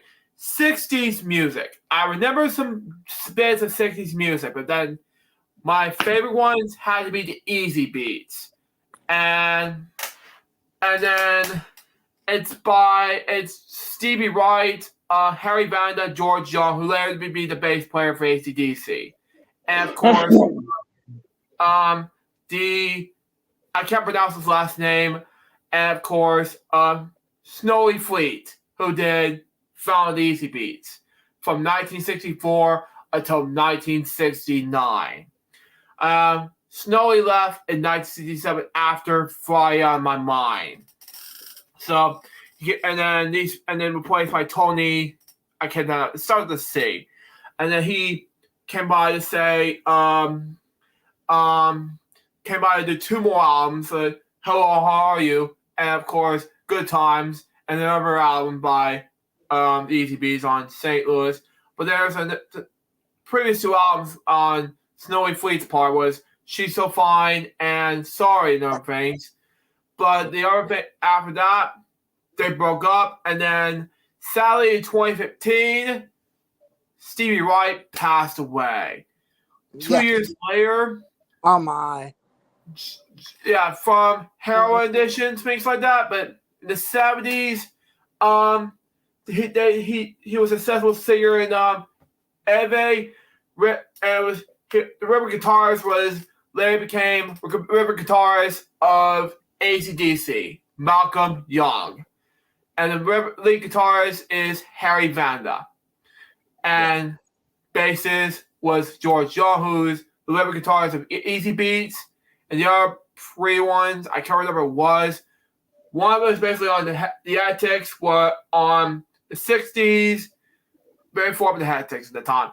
And the other 2, I don't know where it was. But there was some Albert's music at the time. And, yeah. Eve, parts 1 and 2 and 3. It was the album called Hard Road. And as for George Young, he moved on to do 2 different albums. I mean, one separate band after he did. When he about to produce albums for AC/DC, Rose Tattoo. George and Harry went on to do AC/DC, George Rose Tattoo. And of course, Chev and William Shakespeare, not the writer of William and Juliet and things like that, but the other things. But George very Young were doing other things from 1964 to 2005. But then Harry Van moved on to do another record company at the time. But after that was over, I think George Young passed away in 2017, months right before Malcolm Young, who died from dementia. I mean, Malcolm and Angus were originally going to do songs for both rock or bus, or rhythm guitars and lead guitars for rock or bus and power up. But unfortunately to say this, Malcolm Young was replaced by their nephew Stevie Young. But Malcolm would hand over the lyrics for rock or bus and power up respectively in dedication. Power Up was dedicated to Malcolm, while Back in Black was dedicated to late Bon Scott. And there is some, and that's for George Young, sadly passed away in 2017 in Singapore. And there are 2 other things I want to talk about. Snowy Pete was fine. He had some, right now, Harry Vanda was in his late 70s, like 77 at the time. And as for Snowy Fleet, right now, let me check Snowy Fleet and see. Let me check out right now. And he's a successful biller right now.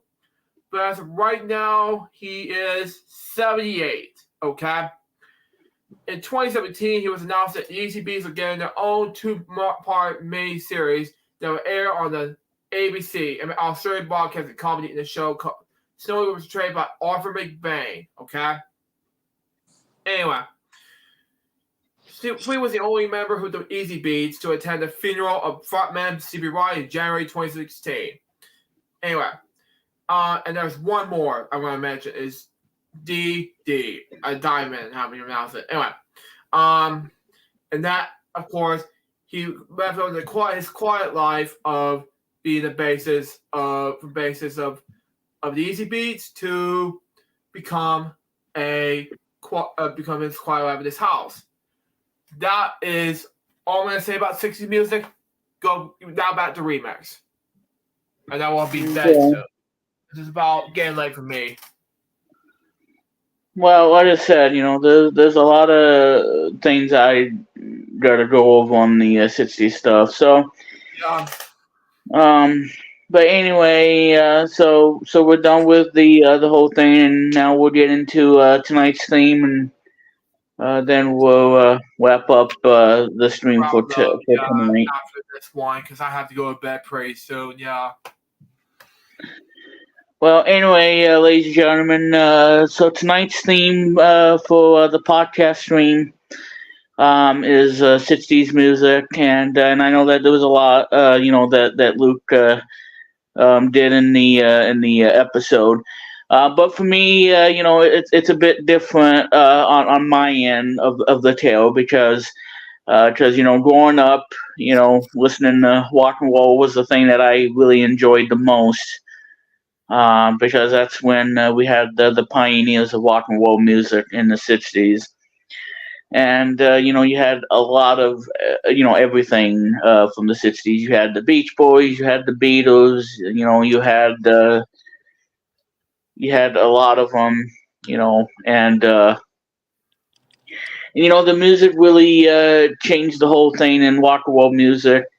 When the 50s came around, we got like Little Richard or Fats Domino or, a bunch of others.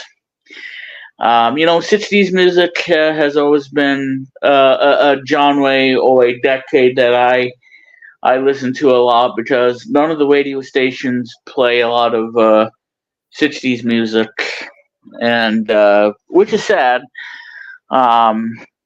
So the only way you would listen to it is either on Spotify or listening to it on a certain website that has oldies station, because that's what we call it back in the day. Or CIM. But anyway, well, yeah, that too. But anyway, so growing up in the 90s,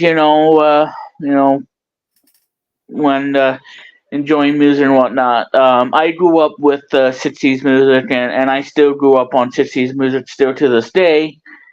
And love everything about the 60s music.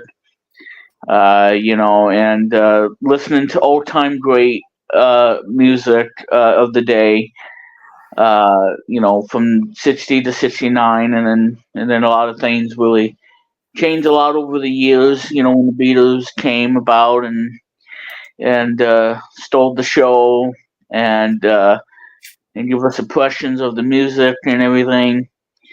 But yeah, 60s music for me, it means a lot to me and why I listen to it and whatnot. So some of the highlights and whatnot. So some of the music of the 1960s. Well, obviously, you got to start off with the Mosells with Blue Moon from 1961. A timeless classic from the 60s. Then of course there's a Moon Out Tonight. I think is the name of it. I don't know if Luke. Oh wait, I don't know if Billy's. God dang it! I was gonna say I wish. I don't know if Chris is still there. I'm here, Remix. I'm listening. Okay. Yeah. Anyway, Blue Moon from the Mosells, 1961. Of course. Yep. And the Locomotion was popular in the 60s.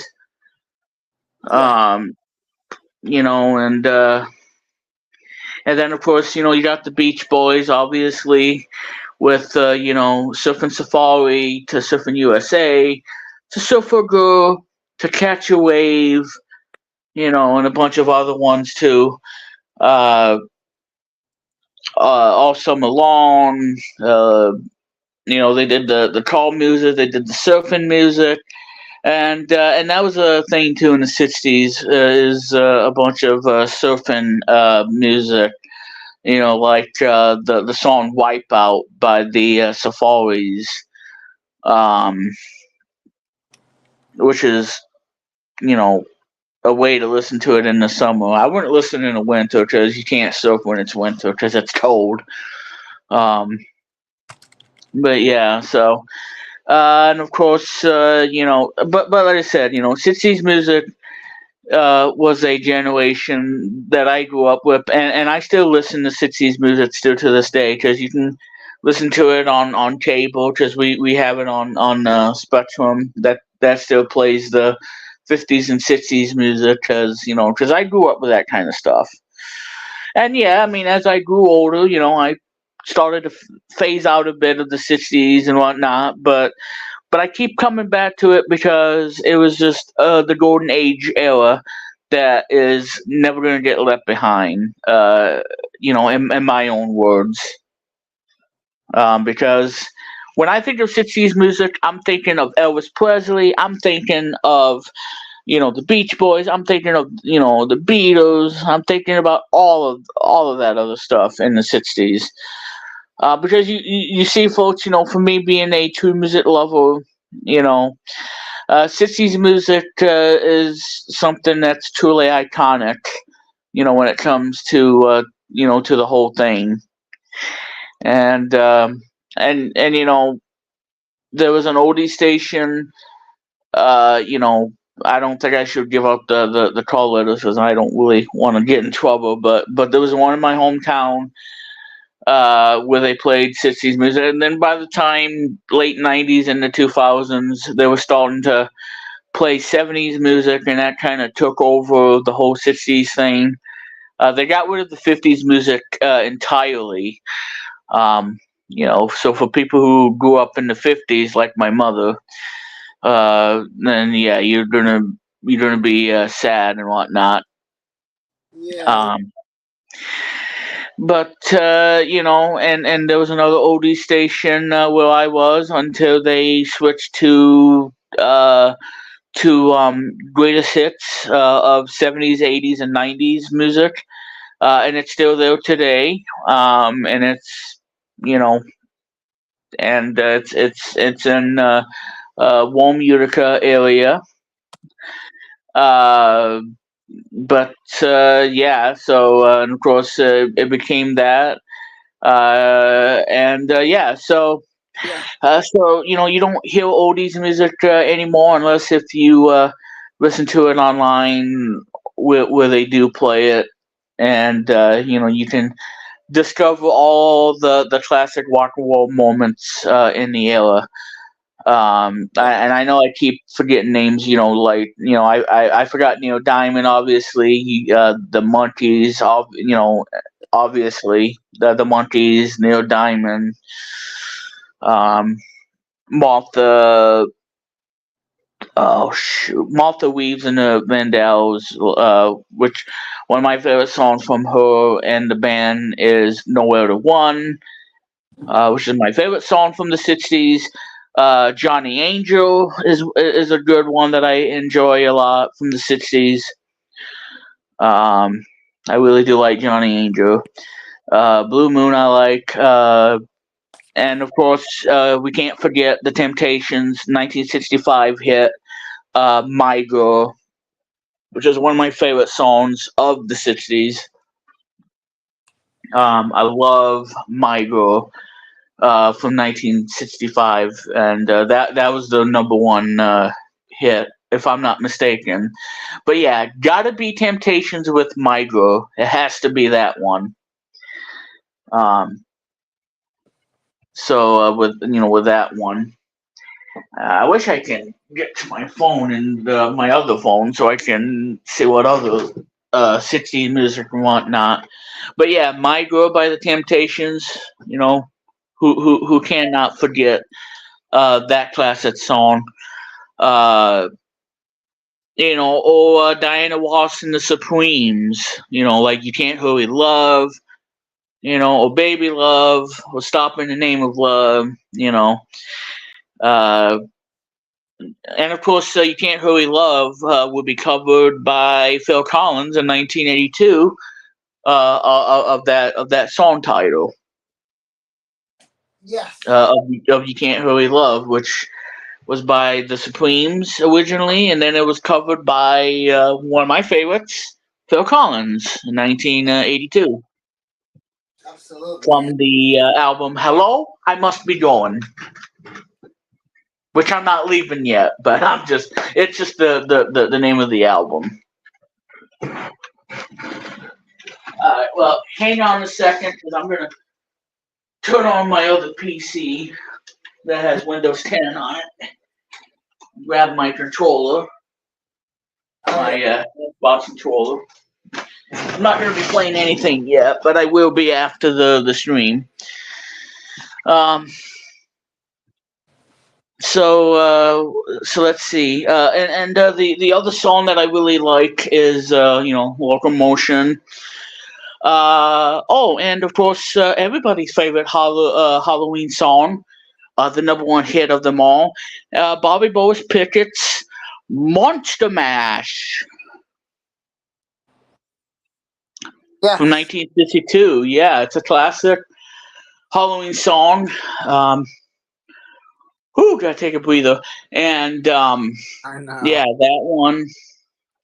The Monster Mash from Bobby Boris Pickett.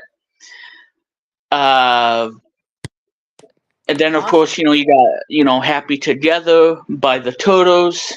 So happy together. Yes. Turtles. Yeah, love that song. And of course the Beatles with Hey Jude. Yes. Or Come Together from Abbey Road, or Here Comes the Sun. And of course, the earlier stuff and whatnot. Rolling Stones with Satisfaction, which was their first number one hit, and I like that song. And apparently they got a new album out, which is pretty good. I can't believe they're still doing music still. Mick Jagger and everything, he's in his 80s, for crying out loud. And the Beach Boys, like I said, I like all the music in the 60s. Surfing USA, Surfing Safari,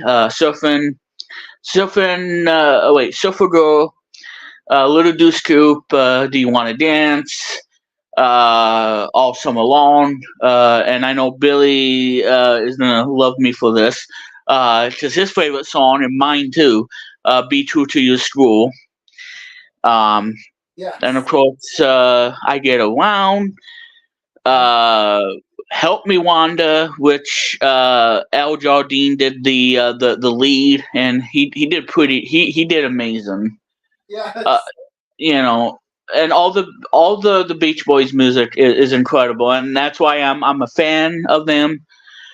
And they're still doing it after 60 years, but I don't know if they're going to continue because everybody is almost in their 80s. I know Mike Love is in his 80s. Brian Wilson, the genius of the band, 80. Al Jardine's up there too. Bruce Johnston, who did a song that I like that I said on the 70s visit last week, Disney Girls, 1957. That one. And of course, Barbara Ann, and of course, the holiday Christmas album. And of course, the cream of the crop, I would say, is Pet Sounds, 1966. Yes. Which has one of my favorite songs from the album. One of my all-time favorite songs on the album is Sloop John B. That is one of my all-time favorite songs ever. I love Sloop John B. It's one of my favorite Beach Boys songs of the mid-'60s. And of course, God Only Knows, which is amazing. Paul McCartney says that it's one of the best songs he's ever heard, and to me, yeah, I can highly agree on that, because it's such a great song, pretty song too. Wouldn't it be nice? And I mean, just a lot of great music there. And of course, Good Vibrations. We can't forget about that song. or Heroes and Villains. So you see, Beach Boys had a lot of great music in the 60s, and I think they went a downhill spiral after the release of Pet Sounds. Then they quickly went downhill afterwards. Yeah, and the charts and whatnot were not doing as well after the Pet Sounds album. And of course, the song that I enjoy is the Shirelles, "Will You Still Love Me Tomorrow," which is my favorite song. But yeah, Nowhere to One by Martha Reeves and the Vandellas. Really good song. And another song that I like by the late Len Berry is the song called 1, 2, 3. Yeah. Which is one of my favorite songs of the 60s. That one. Let me see here on 60s.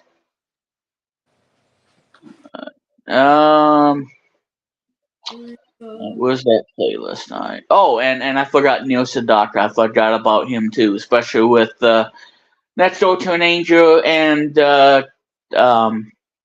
Breaking Up Is Hard to Do, which is an awesome song. I like Next Door to an Angel, but I like Breaking Up Is Hard to Do.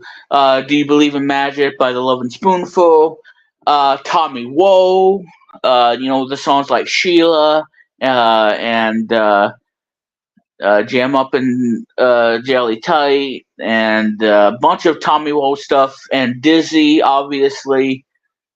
And the one that you said on last week's show, I think we're alone now. Tommy James and the Shondells. Exactly. Simon and Garfunkel with Hazy Shade of Winter, and that became a cover of the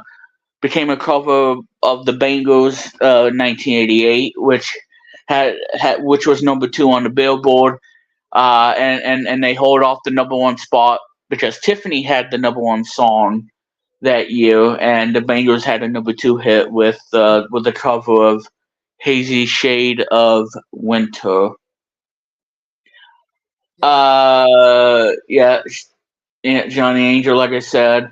Gary Lewis and the Playboys with one of my favorite songs, their number 1 hit in 1965, This Diamond Ring, which is one of my favorites. 1, 2, 3, Landberry, one of my favorites as well.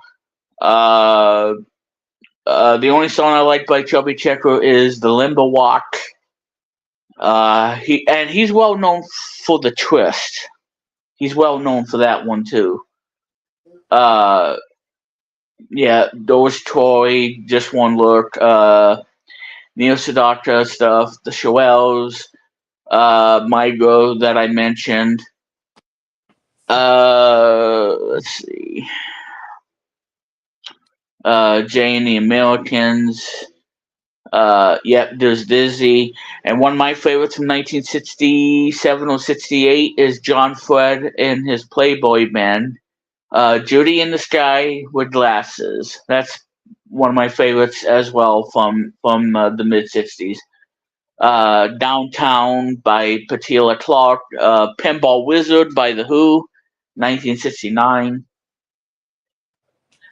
Sonny and Cher, I Got You Babe, and the beat goes on and all of that.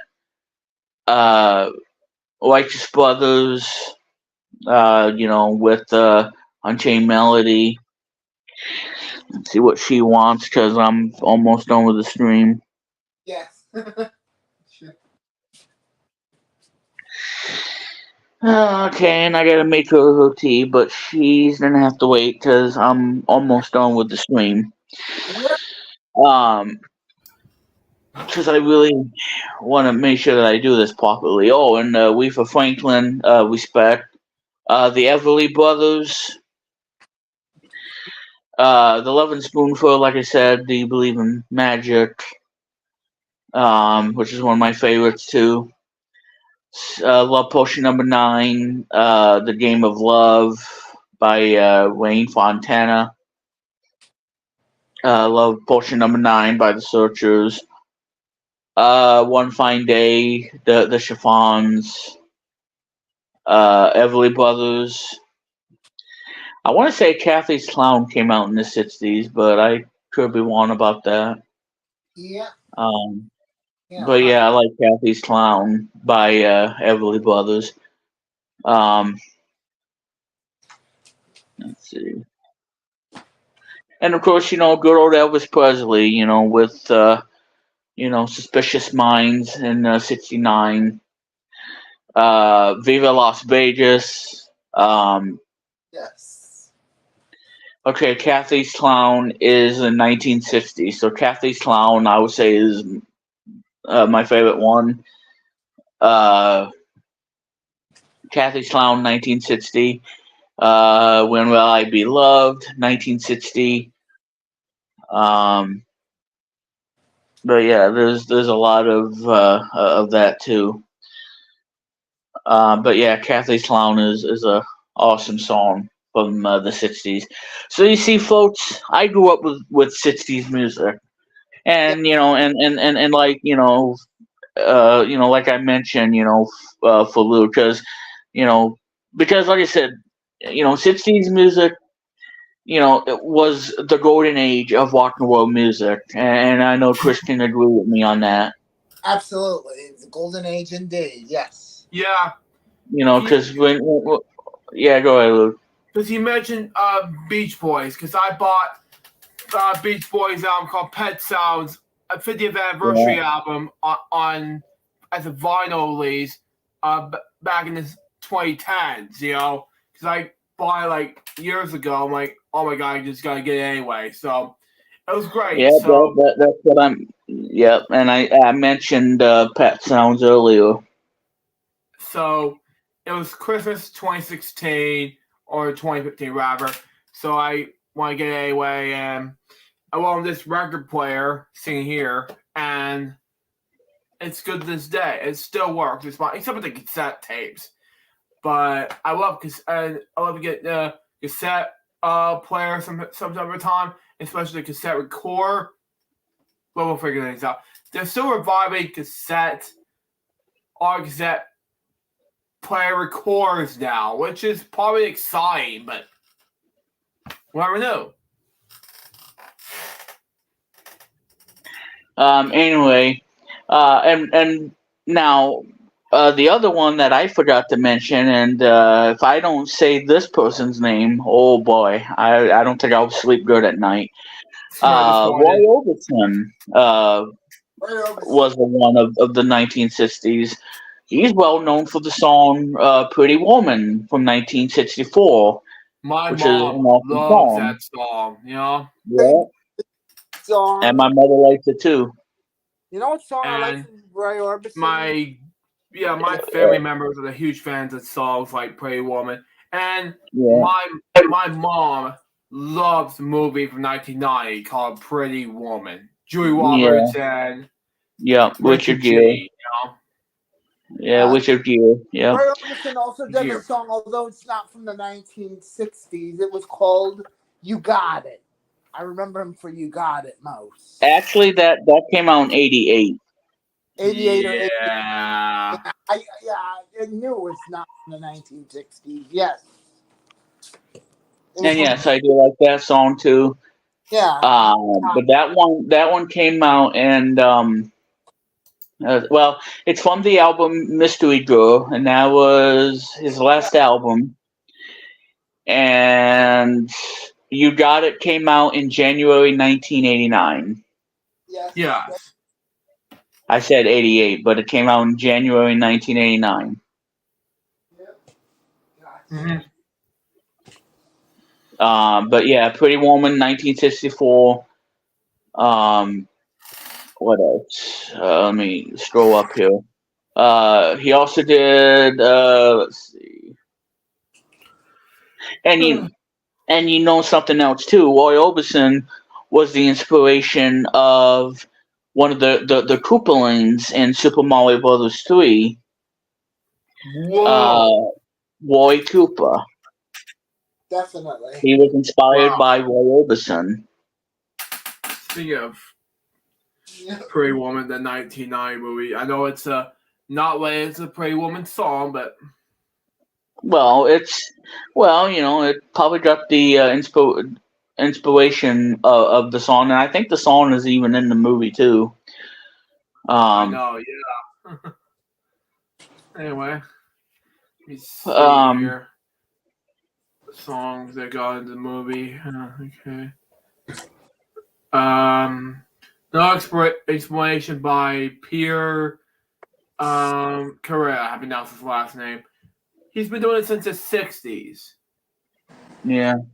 He did rock, he did adult, contemporary, have announced it soft rock and jazz fusion until he retired in 2019.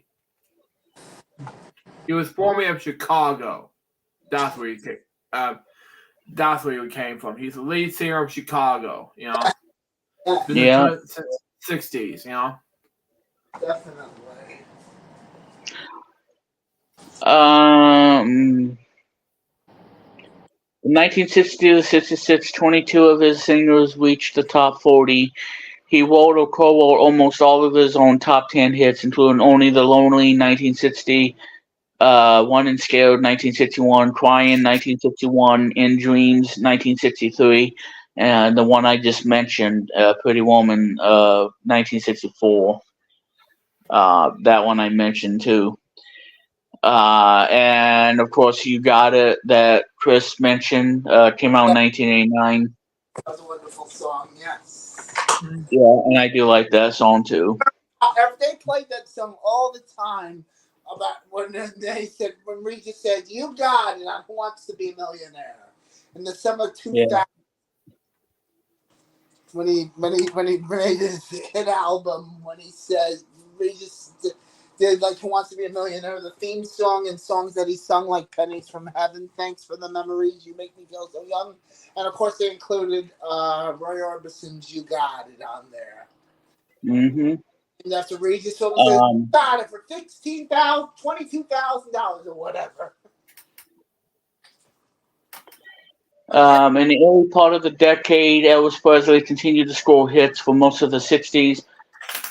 He decided to get away from the films by 1969. His last number one hit song was Suspicious Minds, that came out in 1969. But I do like Viva Las Vegas as well.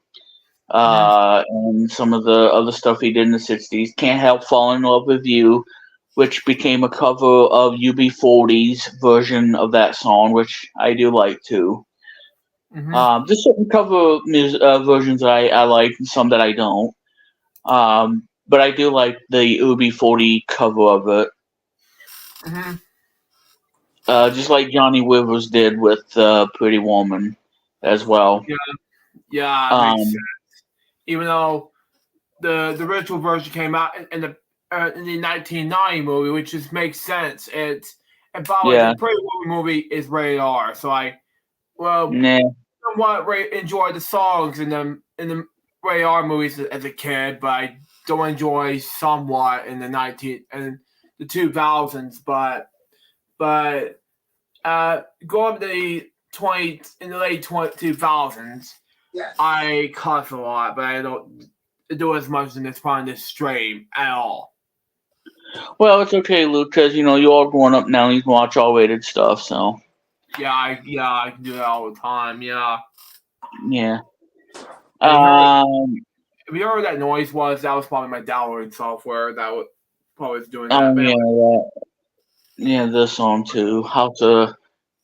House of the Rising Sun by the Animals, 1964. Yeah, my mother likes that one. Mamas and the Papas, I forgot about them. California Dreamin', and Monday Monday. Monday Monday was the number one hit, and then California Dreamin'.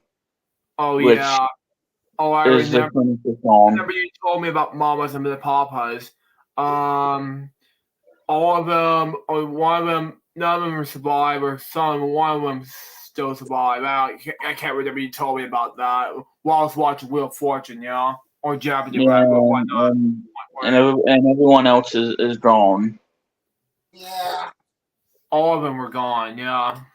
Just like the monkeys, except for one. Except for one, yeah. Mickey Dolenz. Mamas and Papas are gone, which I love the I was shocked when Remix told me about this when I was watching a game show, Wheel of Fortune Jeopardy, at that point on WSAV, thinking, what? Are you kidding me? Just find about what's going on, Yeah.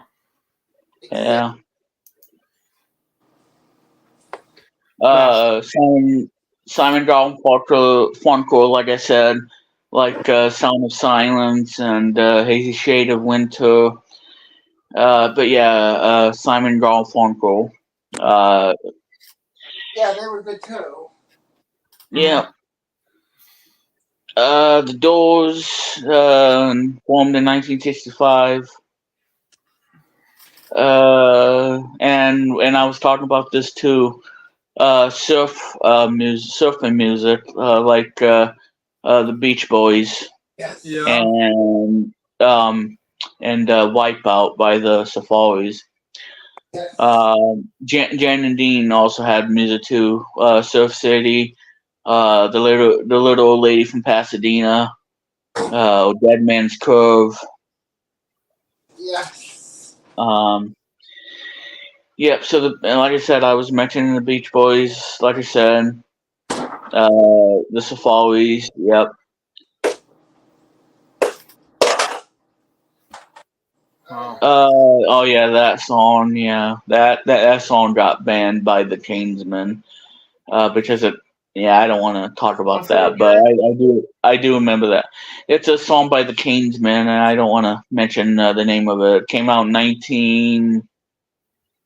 Oh shoot. Oh crap.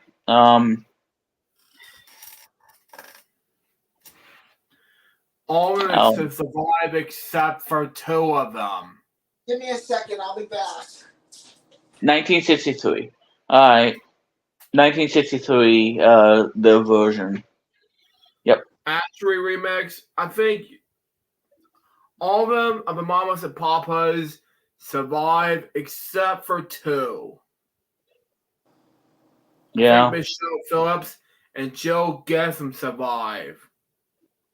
Yeah, Michelle, yeah. And everybody else is gone. Yeah, everybody else, yeah.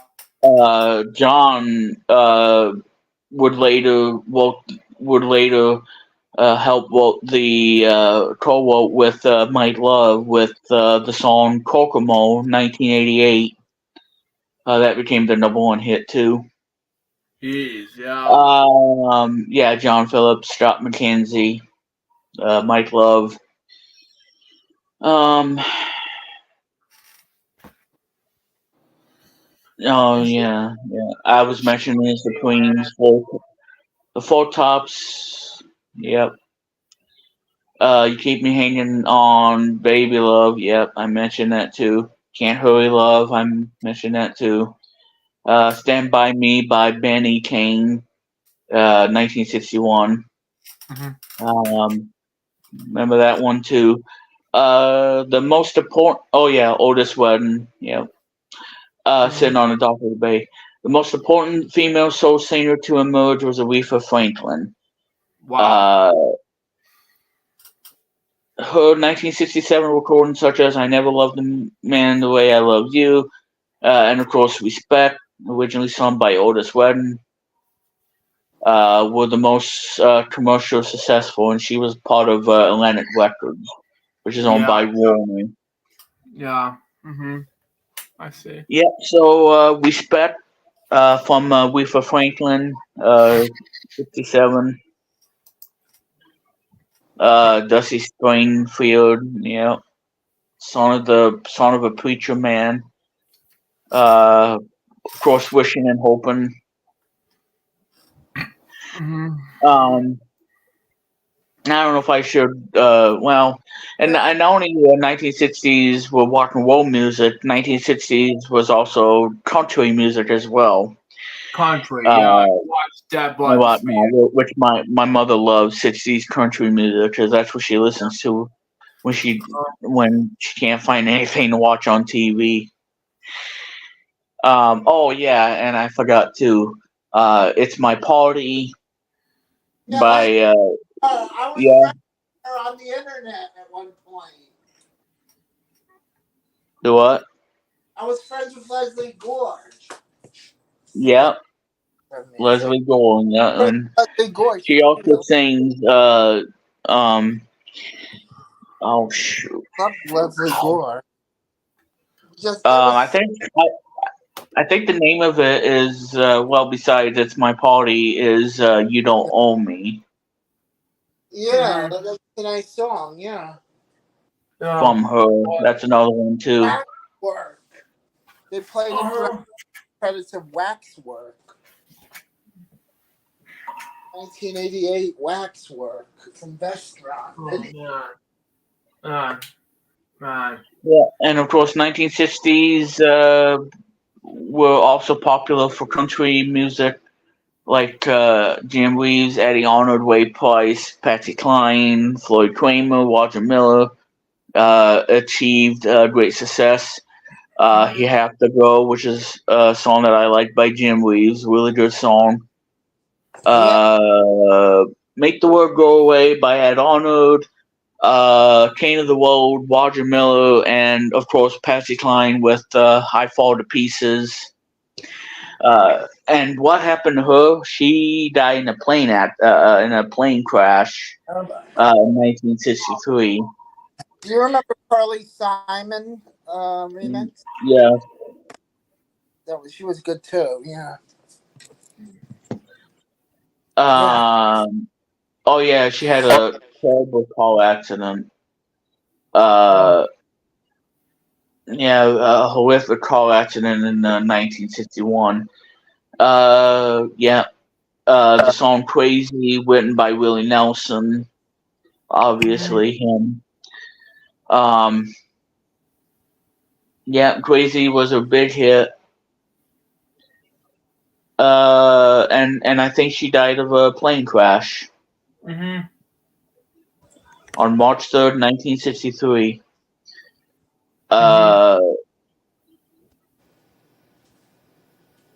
Let's see. Yeah, flight crashed in heavy weather of the evening of Tuesday, March 5th, 1963. Yeah, and this happened outside of Camden, where the crash happened. So apparently there was a plane crash. And I don't know what her last song was. If I had to guess, it would probably be "Sweet Dreams," but I don't know. Not the Eurythmics. I'm talking about the one from '63. Okay.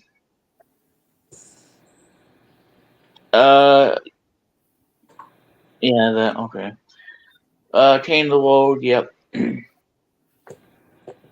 Marty Robbins, yeah, he was huge in the '60s. Johnny Cash was huge in the '60s. He was really huge.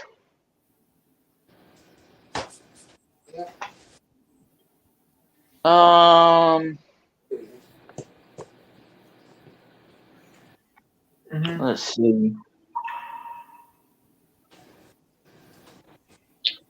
Is that it? Really? You kidding me? Chubby Checker in the early '60s popularizes the twist. Yep.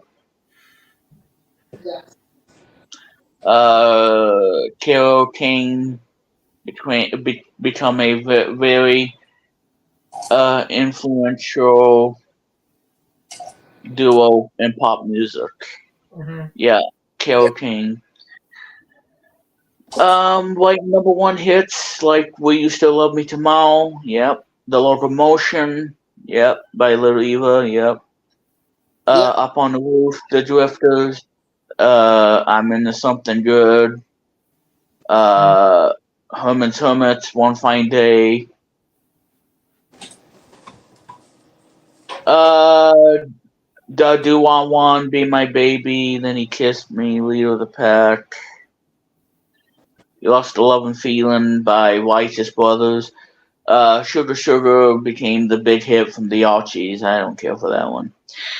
The Monkees, obviously, I'm a Believer. Daydream Believer. That's probably my favorite one too. Okay. Yeah, Stand By Me, like I mentioned.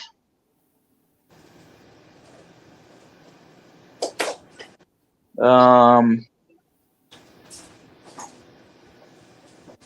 just looking up the yeah, and of course the Beatles. I mentioned them.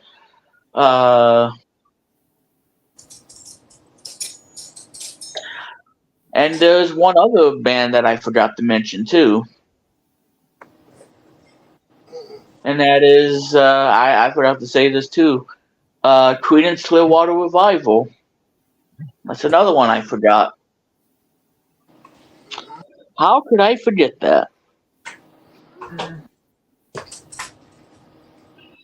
Oh my God, she's pestering me, but I'm almost done. She's just pestering me.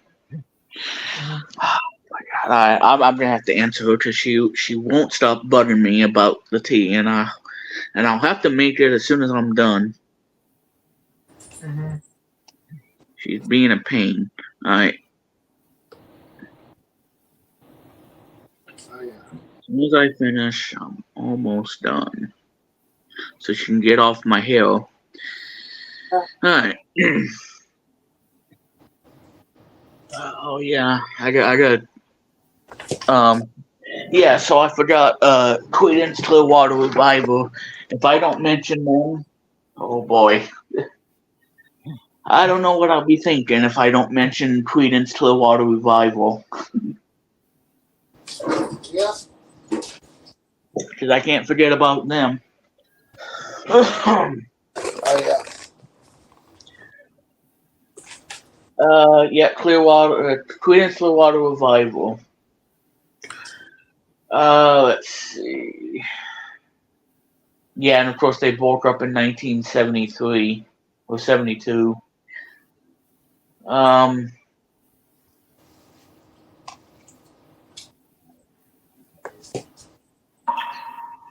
see. Yeah, so they only released 4 albums in the 60s. Yes.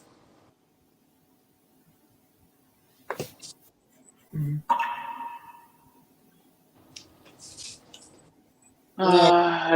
And I used to have the Chronicle album on CD, which is one of the best selling albums. Suzy Q, 1968. I Put a Spell on You, 1968. Proud Mary,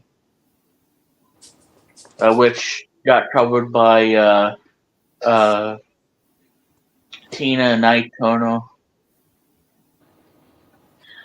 Let's see. Proud Mary came out in 1969. That I did not know. Mm-hmm. Born on a Bayou, one of my favorite songs, Bad Moon Rising, from 1969.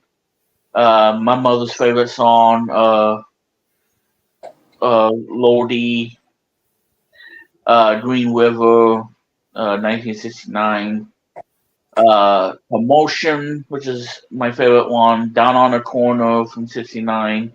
Fortunate Son, and that's where we end on Creedence Clearwater Revival. Because of course 70s were huge for them too, and whatnot.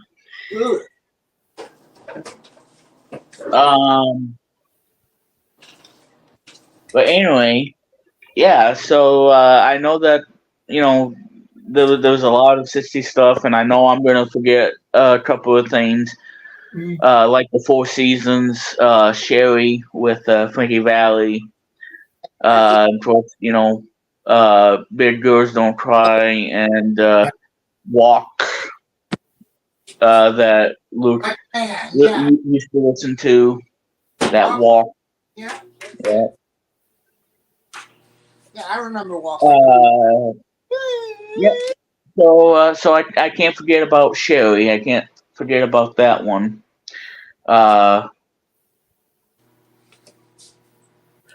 Yep. So in a nutshell, guys, again, I do listen to 60s music because I grew up with it, and that's at least almost everything I covered. Now, if there's something I missed, well, I do apologize, but like I said, there's so many 60s music, that's out there that you can still listen to, even if you can't listen to it on the radio anymore, because it's all, garbage and whatnot. But yeah, 60s music, and like I said too, Tommy Woe, like Sheila and Dizzy, 1969. I like Crimson and Clover, one of my favorite songs. I think We're Alone Now, which is a great song, and of course Tiffany made it famous in '87. Mm-hmm. Of course, Monday and California Dreamin'. Of course, The Doors, Light My Fire. Yeah, The Doors, Light My Fire. Rolling Stones, Satisfaction, of the mid '60s. Yes, the Beatles too. And I forgot one other song that I like is Lucy in the Sky with Diamonds, which is my favorite song ever. Which is a great song. And then Elton John did a cover of it, and I like that one too. And of course, Pinball Wizard, because I was listening to Pinball Wizard earlier today. Mm-hmm. Pinball Wizard came out in 1969 by The Who. The British Invasion, yep. Animals, Yardbirds, yep. Yes. Oh, I forgot about the Kinks. You Really Got Me, and All Day and All the Night. I forgot about the Kinks. Definitely. How could I forget the Kinks, especially those two songs that I like? Donuts. How could I forget? I remember. Shame on me.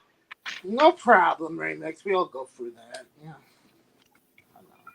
Yeah, just like me and Miss saying that, Sesame Street, belly button singing. And like, no, that's not right. I know it's not the belly button.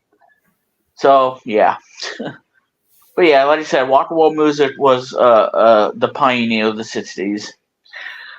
Let's just say. And yeah, I mean, there's a lot of great 60s music in all time, whether it's surf music, or rock and roll music and whatnot, or even the later stuff in the 60s.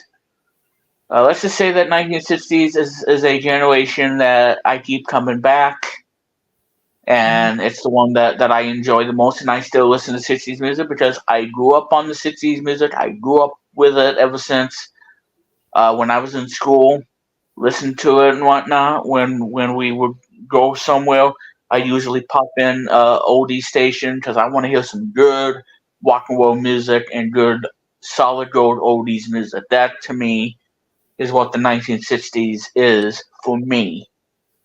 Mm-hmm. Exactly. Because That's what I believe in.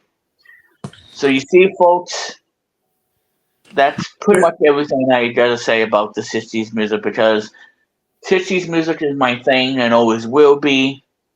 And there's a lot of great music in all time of 1960s music, and just like the 1950s or the 1970s, 1960s music is something that I'm gonna treasure for a lifetime. Yeah. It's something that I'm always gonna treasure. Like I said, with all the songs I just mentioned on the podcast. Like I said, the Beach Boys, the Beatles, and Creedence, Clearwater Revival, uh, the Doors, Elvis Presley, Everly Brothers, of course, Fats Domino in the '50s, the Four Seasons, Frankie Valli. Yeah. Uh, wait. Oh yeah, okay, that one. The Hollies, Jerry Lee Lewis, Marvin Gaye, yep, Leslie Gore, uh, It's My Party, yep. You don't own me. That's Oh, that's the name of it. You don't own me. Yep, that's the name of it. Little Richard, Little Eva, Peppermint Twist. I forgot about that song too. Neil Sedaka, he was great in the '60s. Neil Diamond, obviously. Like Sweet Caroline, '69. The Kinks, Mamas and the Papas. Hey, I hate the Rub remix, but it's almost on 10:45. Yes, I I need to know. get to sleep. gotcha. Yeah. I understand, Luke. I'm gonna be wrapping up here. Yeah. Yeah, I can't be on for much longer. I understand, Luke. Because like I said, '60s music is something that still holds to me as a generation that I listen to a lot, and I still do. Because I love '60s music, and that's never gonna go away for me. It might for other people, but not for me, because even though at 34 years of age, I still listen to it, because '60s music is my thing and always will be. Mm-hmm. With the great music of the '60s, and there's just so many great music in my lifetime that I can say that I really enjoy. And yes, I do like other genres too. I like '70s, '80s, and '90s. But like I said, if I want to get back to something great, '60s, oldies, music is what I grew up with. I did it in my hometown. I did it when I came up here, and I still listen to it still to this day. Mm-hmm. And you can find it on Spotify, Apple Music, and that sort of thing. And yeah, give it a listen to Playboys. Like I said, this Diamond Lane, this is one of my favorites. So that's pretty much that. Yeah, Elvis Presley. Um, Okay. Yeah. yeah, I'm just looking these names that I don't forget. Yeah. I know, Luke. I know it's I know. almost the bedtime. Yeah, it's 46 minutes past my bedtime, but it's getting. Yeah. Now it's 47, but anyway. And I don't want to be bothered because I want to get my. People are going to say, we got to walk, I don't want to do that, this. I just want to be bothered because it'll be 7 hours, 6 hours, because I'll be too tired by the time this happens. Yeah, I can understand, Luke. But Luke, at least you had fun tonight. That's all that matters. Yeah. So, yeah. I have to make a few calls. to my aunt and like my mother is supposed to help me with the Twitter. That's coming out, so I'm wondering that I might get that taken care of soon. But I want to let you know. Can I give you a call like later tonight? Is that good? Well, I'll catch up with you after the stream. Yeah. But anyway, so with that being said, everybody, that's gonna do it for tonight's stream of BPT's mini podcast extravaganza, the last one for the month of October, for October 29, 2023. And like I said, guys, hit the subscribe button, hit the notification bell, all that good stuff. And of course, you can follow me on, check me out on all the stuff. I got it all in the description. And again, check out Retro Media Vision on YouTube, and of course, the Plays As Hits on streaming services and everything. Oh. And all that great stuff. So I hope you guys enjoyed me going over 60s music, because this is a thing that I've been wanting to do, and been super excited to share my whole experience with everybody tonight of the 60s music. Yes. Because this is something I grew up with. Yes, thank you for having me on the show. So, and unfortunately, guys, Luke's gonna skip his signature outro. So anyway, guys, that's gonna do it. And thanks to Christianity for coming on tonight. I'm sorry I had to get off so early, but yeah, I know. At least I could stay on for a little bit, and close out the show with you. That's good. Feel better about that. So anyway, ladies and gentlemen, for Chris Kennedy, Luke Jeffers, and Billy Moody, who sleeping like an angel, because Mr. Bucket has walking him to sleep. I am Weemits Plum, saying good night to everybody. Thank you all for tuning in tonight on this podcast stream. And my throat's is dry and everything because I've been talking too much. And but at least it was just fun.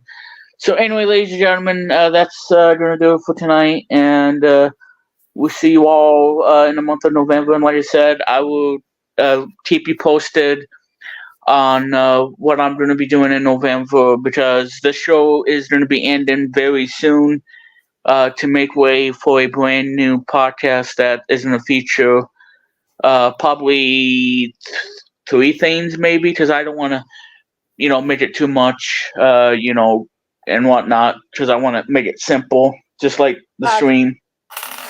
But do something that's exclusive. I must be responsible, thanks to a friend of mine giving me feedback on our podcast. This was like an idea of what some of my friends had been said about the podcast, and I could apply it to my podcast too. So yeah, I think I'm part responsible for the new change, and maybe this format could be particularly inserted into Cold Pizza if it comes back. Yeah, whenever that returns. I'm very excited about it, whenever that is. Well, anyway, ladies and gentlemen, I don't want to keep Luke waiting any longer, because it's like going to school, and it's like you need to go to bed because you're going to be tired and all that other nonsense. But anyway, ladies and gentlemen,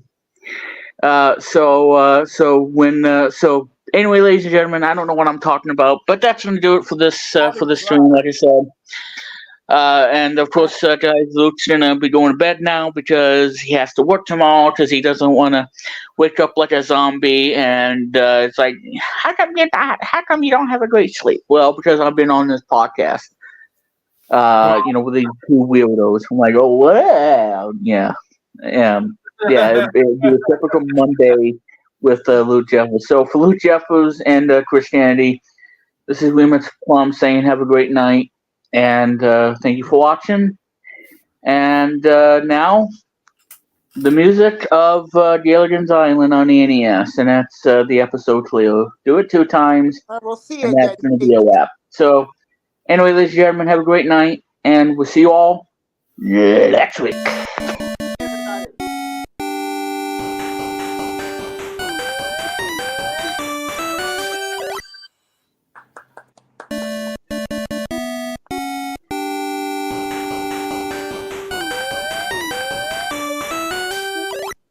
Thank you, Remix, so much.